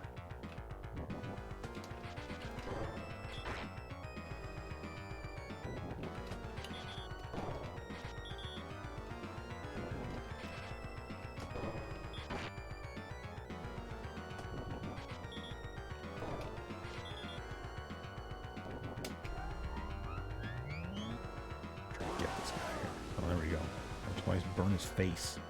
He's still gonna get him one more time. Oh, so cheap. All right, well that was enough of that. It's about time to wrap it up here anyway. That was fun though, and so I hope you guys thought it was cool seeing what you can do if you jailbreak your Mega SG. Like I said, I think it's whether you own a Mega EverDrive or not, I still think that it's worth it to jailbreak this. So, oh boy, and I did all horribly after Austin shows up. That's terrible.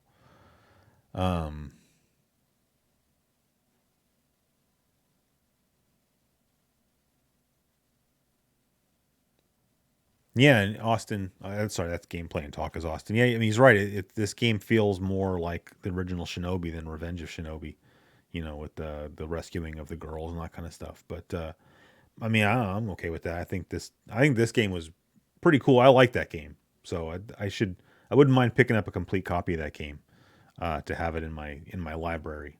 So, but yeah, Rob Odell, you live 25 miles away from Camp Pendleton.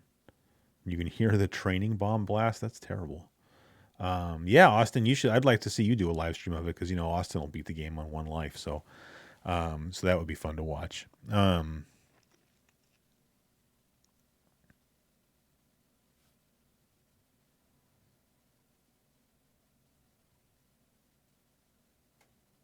Oh yeah, Austin's got Jailbroken Mega SG too, so that's cool. Oh, Metal Matt, this was your first time seeing a live stream? That's pretty cool. Or yeah, Raspberry Pis, like Akil says, yeah, you can just do, you don't really need one of these mini systems. They're just kind of cool to have. So yeah, and thanks, Metal Matt, appreciate it.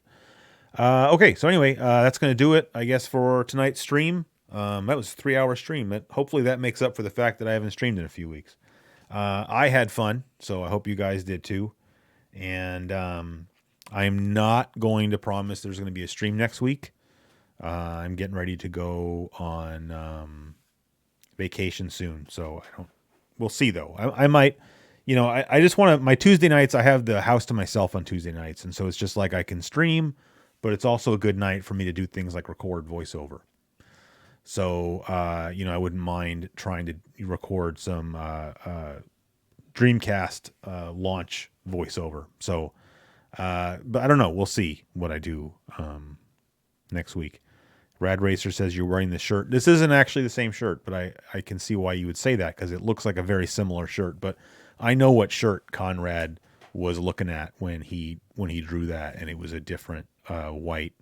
I don't know. Is it still plaid? Does that count as plaid? I don't know. Yeah, but yeah, very similar.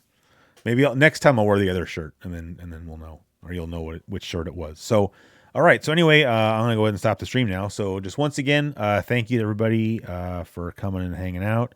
Thank you for the super chat contributions.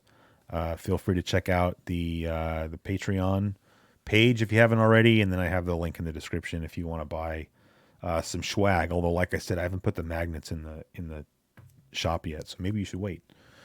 And Yeah. All right. Well, so that's it. So everybody, just have a good night, and I will see you guys all again hopefully pretty soon.